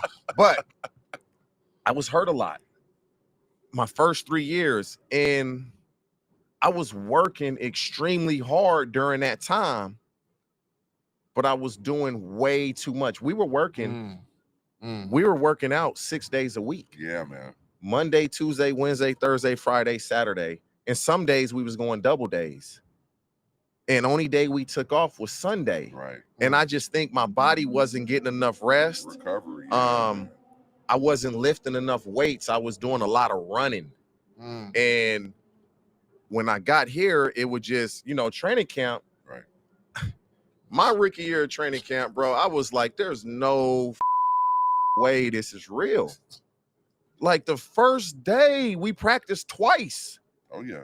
The second day we practiced twice. All the receivers' hamstrings The gone. third day we practiced twice. The fourth day, I couldn't even walk. There you go. That's true. And you can't, you get out the bed, you literally can't walk, and you gotta go run. Go run. And so I wasn't used to that, and messed my hamstring up. Right. Try to come back too soon, messed my groin up. But I played my rookie year probably in like 8 or 9 games. Right. And I love Darnay Scott because Darnay kind of did for me what you did for Rudi. Darnay was so cool, man. He'd be like, when I was active, I'd be inactive sometimes. I think it was my second year, not my rookie year. My second year, same thing, hamstring, groin. But Darnay would be like, you want to play today? I'm like, hell yeah, I want to play. He was like, Darnay called soft ass punk, soft ass punk, right? Darnay. And so he's like, your soft ass want to play today? I'm like, hell yeah.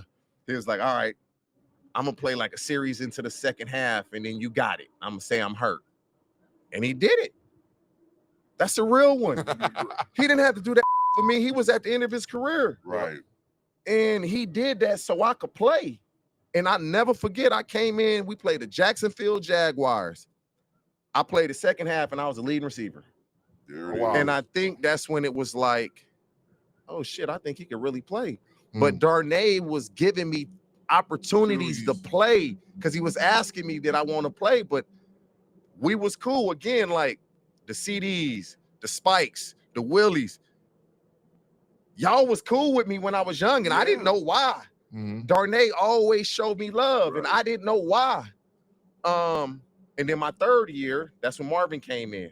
Right. And Marvin was like, why you don't play special teams? I'm like, I don't know. They ain't never put me on special teams. Right. Well, you gonna play special teams that's now. Right. That's right. I'm like, that's what right. you mean? That's right. I forgot about that. I said, I do play special teams. I do kickoff return, punt return. But you ain't on kickoff. You ain't a gunner on punt team. Then my Marvin's first year, I missed the entire season. That's what I thought, yeah. I tore my hamstring this time. Oh, wow. And then I came back and I tore it again. God, so I missed the entire season, didn't play in one game. Marvin literally told me in my exit interview, we think you can play from what we see in practice. But if this happens again, we're probably going to release you. He told me this. Wow. And so I said, shit, I got to figure something out because this is all I know. Right. I ain't never had a job in my life. The first paycheck I got was from the NFL. That was my first job. Right. And so, man, I was watching TV. I think it was like Access Hollywood or some shit. And I seen dude come on the screen that did yoga. I wrote that shit down. I called his ass. Told him, hey, he knew who I was. He is a football fan. Right. Wow. And that shit was expensive. But I said, shit, I'm going to pay for this or I'm going to be looking for a new job. And so I started doing that yoga, man. And I think I was the first NFL player to really, I brought yoga to the league. Nobody was doing that. Nobody was doing that. Nobody was doing yoga. I know I had never seen anybody. Nobody was doing it. And I saw Ruben Brown doing Pilates. I didn't get hurt. Doing Pilates. I didn't get hurt. I was able to wake up and sprint. I mean, I'm standing on my hands. I'm 6'2", 210. He was amazing. I was doing poses his pose was crazy. It was like he couldn't believe I was doing it. Right. But I was so strong from that yoga. Yeah. That yoga workout, his name is Mark Blanchard. I got so good at it, me and him made a yoga DVD. You should have. That's what's up, man. And I never got hurt again. No muscle injuries. Never had a muscle injury again. I seen how it helped your core out when you would catch balls. They hit me and I wouldn't fall. I would see guys like sandwich you. Boom. I said, he's still running. They will fall, but you won't fall. It was the yoga helped me out so much. That really transformed my career. And if you guys recall, well, you wouldn't, but you will recall this.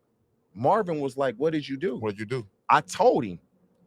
The Bengals started doing yoga. We brought a yoga instructor in.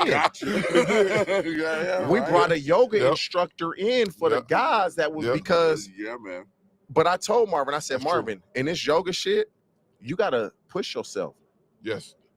It's the hardest workout I've ever done in my life. But if you don't push yourself, it's the easiest workout you've ever done. And so that part really, really, really helped me out during my career. So the money that I gave you, Mark Blanchard, it was well worth it. Yeah, like even to this day, I'm trying to, like next year when I do the combine training with my guys,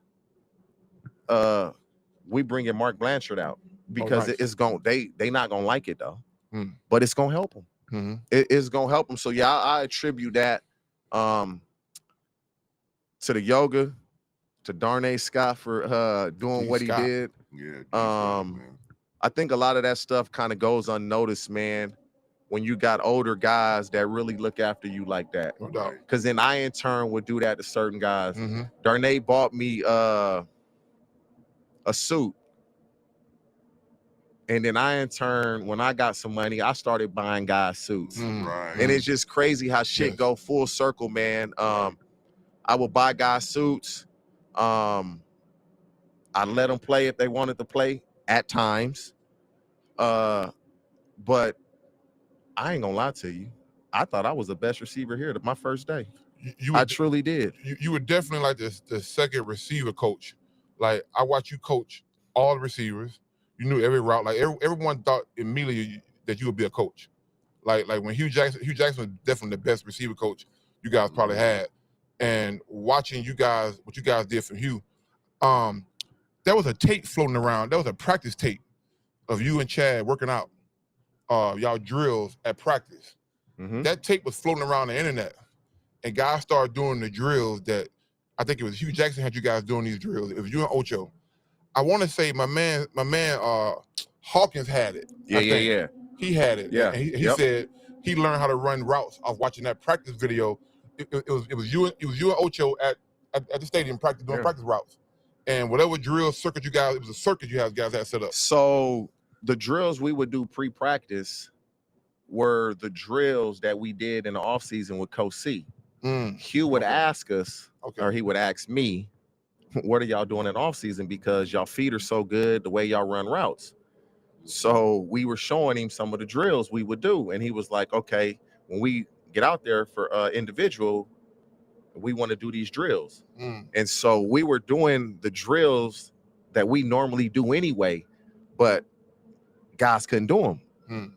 And so they kind of feel like you get embarrassed almost, like I'm a pro, like I'm good and I can't do this and they can. Definitely. And so, but that just, I mean, to this day though, like I can do these drills in my tennis shoes. Right. I've done it so much that I can still do it to this day. But yeah, me and Chad, we just kind of pushed each other. And it's what you said. Chad experienced success 3 years before I did. It wasn't until my 4th year. But we pushed each other. Chad worked so hard. Yes.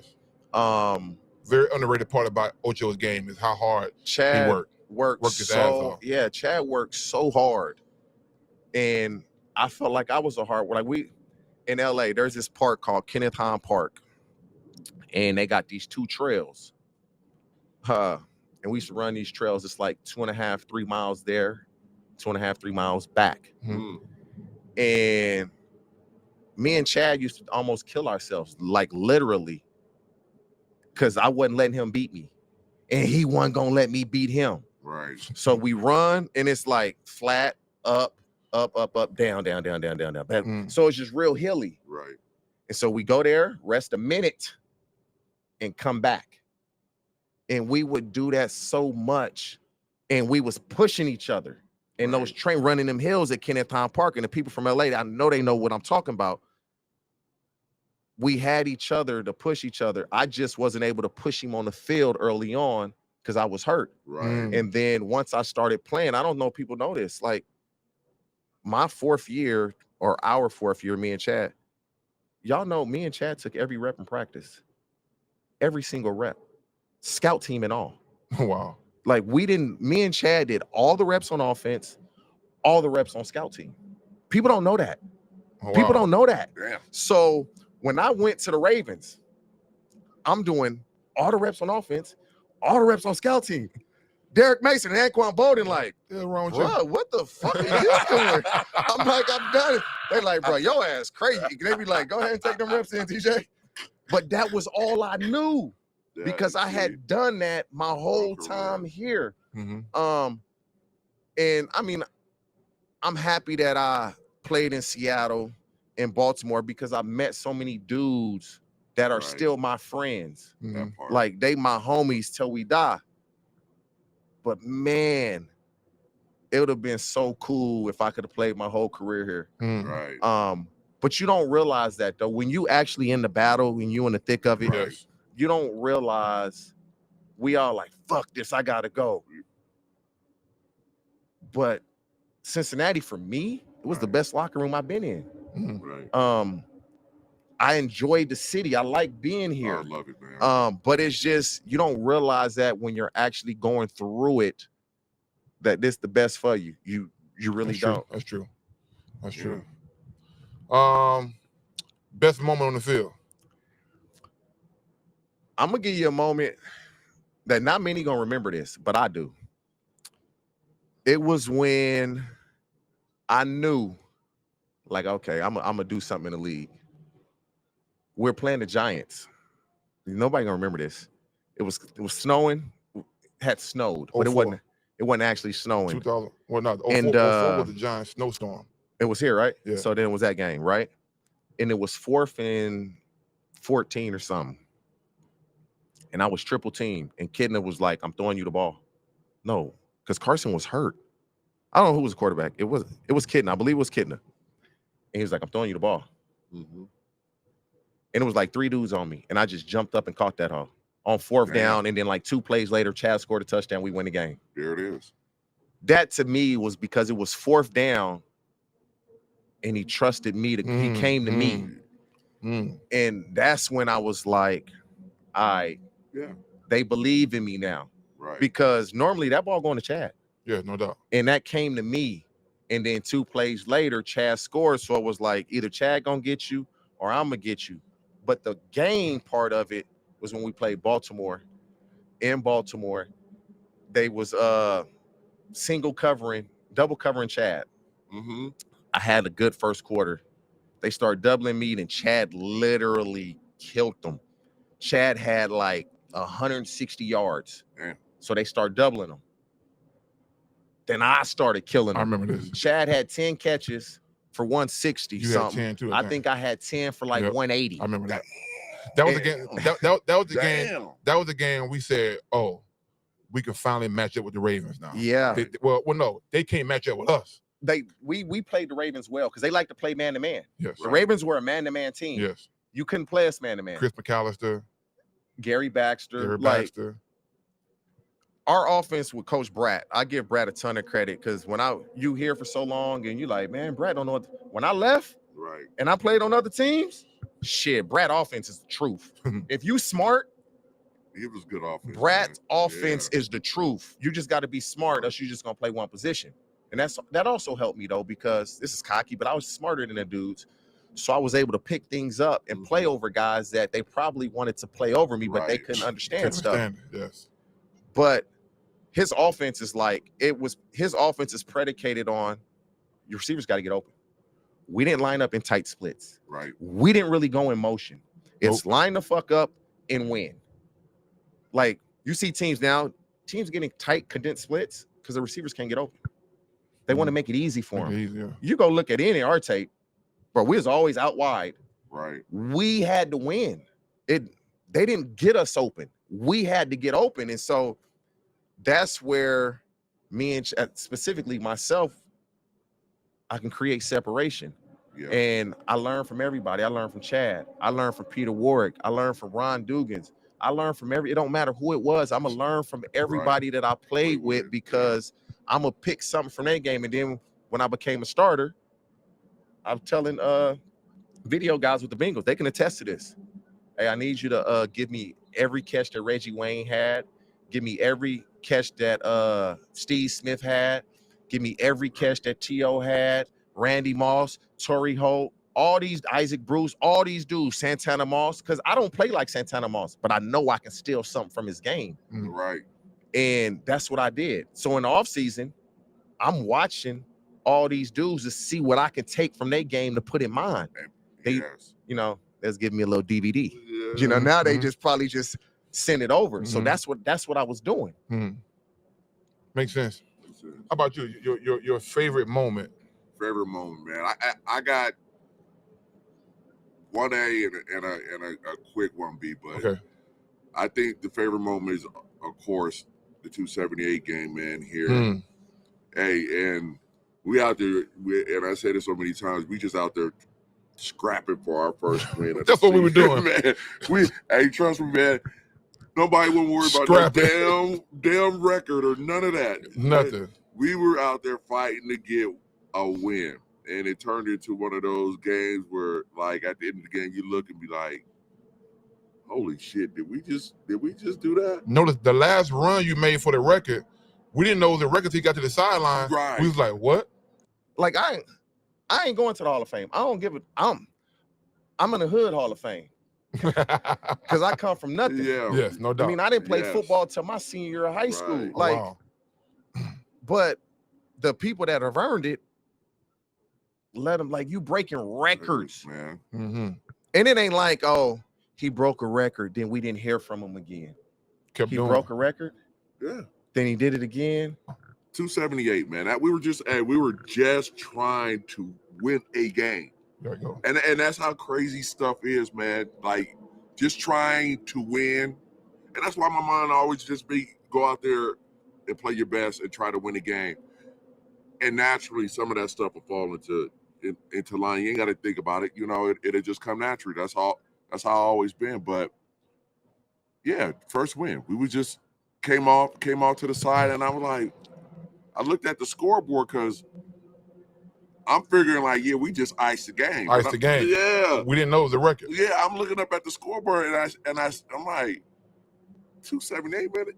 Somebody crazy. up there, hey, somebody up there on one. That shit ain't right. We thought it was wrong too. You probably was thinking, damn, I should have had 22 yards somewhere else so I could have had 300.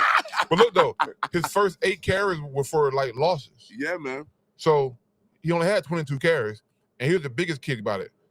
Our passing game was about 40-something yards passing that game.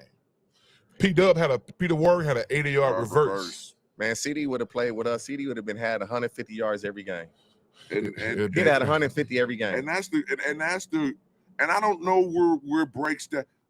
This is the narrative I'm trying to break. Like, you should be a Hall of Famer, but you played for the Bengals.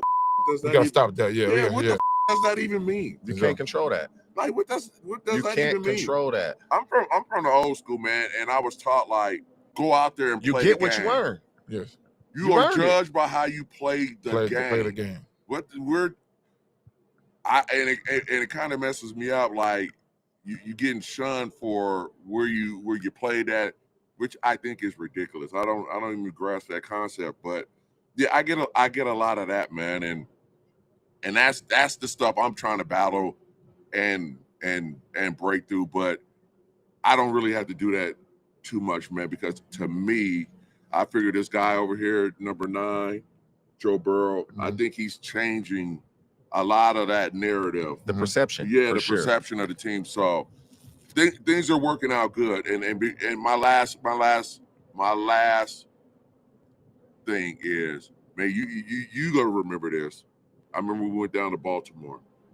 They haven't allowed a 100-yard rusher in like 51 games. That was bro. big. That was big for us. 51 games. And we may not won that game, but we was running that damn ball on them up and down the field, man. And that's my 2 favorite games, of course, with the 246, of course. Those 3 games. He broke 2 records. You know what, though? Also broke Jim Brown's rookie record. I ain't gonna lie. Aside from every time I play the Steelers is like a fun game. Right. I don't know why. Playing the Steelers was like teams that play single high safety. We gonna eat. And that was the Steelers will play single high safety. The Ravens will play single high safety unless they play 2-man. They don't even play 2-man anymore because the quarterbacks are too athletic. But I enjoyed playing the Steelers because they were so good on defense that it was like a challenge. That was a challenge for us. But just playing the Steelers for real was like always a favorite moment for me. Always. TJ and I sat in the stands here 2 years ago, watched the Bengals Steelers. Yeah. And the Bengals were like destroying the Steelers. And we were mad. We was like, yo, why we didn't get this version of the Steelers right here? Like, this version is still like, bro, the version we've had, them dudes were killers over there. But I ain't gonna lie, though. These Bengals players, these teams, they're better than what we were. No doubt. They're better than what we were. And, nobody likes to say that. No, but they are. No, they're more consistent. Facts is facts. They're more consistent than we were. Constructed Top better. to bottom, better. They play complementary football. Yes. Right. The offense can win a game. Yes, the defense will keep you in the game. And in certain games, we score 40, we lose. The defense give up 18, we lose. And so we didn't play complementary football enough when we were playing. This team, they're better because of that. Right. They're actually can win a game offensively and defensively, and we could also, but we didn't do it enough when we needed it. And so, yeah, they better than what we were. But I also see too, like, but just watching that game though, like I'm not gonna hold back on this fact. Those Steelers teams, like one thing I hate that because we was on a bad team, we never really got that many mic ups. Like they should have heard a mic up with Corey Dillon versus Ray Lewis. Now we got better than they did Ocho.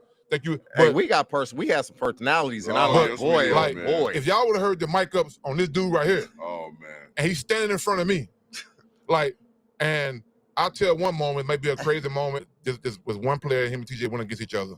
Rest in peace, this guy. Can I tell a story? Or you want to tell a story? Nah, you could tell it. So we sit in the huddle. I know exactly. We stand in the huddle, And now TJ, every game, I'm used to him. Chad stood beside Levi over there, TJ beside me. Right. So TJ and I was always talking together. Yeah. But at this moment, though, he's in a freaking rage. He in a rage. Don't see my eyes red, like no pretty boy here. He's ready to kill somebody. I said, yo, what the is wrong with you? Like, and he screamed, he going crazy at the play. I turn around. What's wrong with you at the play? And he got spit all on his helmet. Like in my face. In his face. He said, I don't give a damn what you say, Big Willie. I'm about to What? Bro. And that player, rest in peace, great player, rest in peace, was Sean Taylor. No way. After the game over with, a riot breaks out.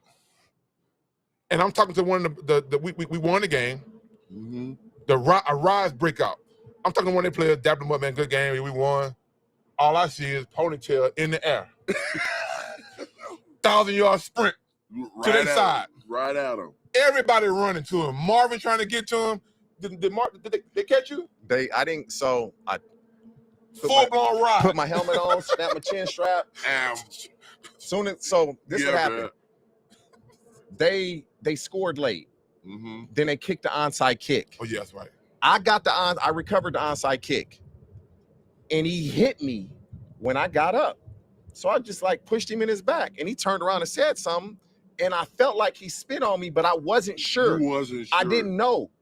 And I got a penalty for hitting him back. Right. And Marvin was mad at me. So I'm talking. Right. And then Willie Wright, he died talking, stop, turn me around. And he said, what's on your face? I said, oh. And I thought he spit on me, but I didn't feel it. So I was like, oh my God. I let him go. I said, go ahead, bro. So then I ran over there. He's right. And they grabbed me. He went into the tunnel. So then I went into the locker room. I took my cleats off, took my shoulder pads off, put my tennis shoes on, and went to their locker room. I said, yo, where TJ at? Go find, because I thought about it after the game. Bro, I don't cry. I haven't cried. Oh, dude, you was. I can't remember the last time I cried. Maybe my mom whipped my ass. I don't know. Right. But that's how I sat outside that locker room waiting on him to come out. Rusty Guy and Marvin had to come get me. Everybody had taken it. Everybody had taken a shower. Yes. And was on the bus. They was waiting on me. Yes. I literally cried because I was so angry. Yeah, man. I was so angry.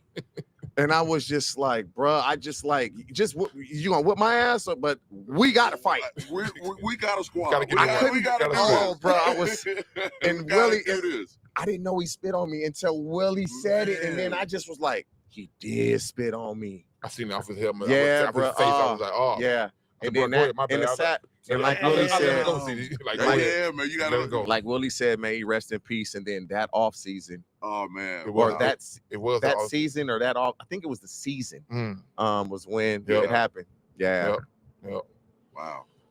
Well, man, I had a great time, bros. I really appreciate this, man. No problem. No problem. I wanted to get our story out, bro, and this is my second show. Whit was the first one, so two of my teammates again the second one. Right. My goal was to do this and interview my favorite lineman, which I am still going to interview my favorite lineman, but I can't pass up a chance to pass up, two of the greatest guys in Bengals history. Everything Big Willie, we out. Hey, big style, Big Willie style.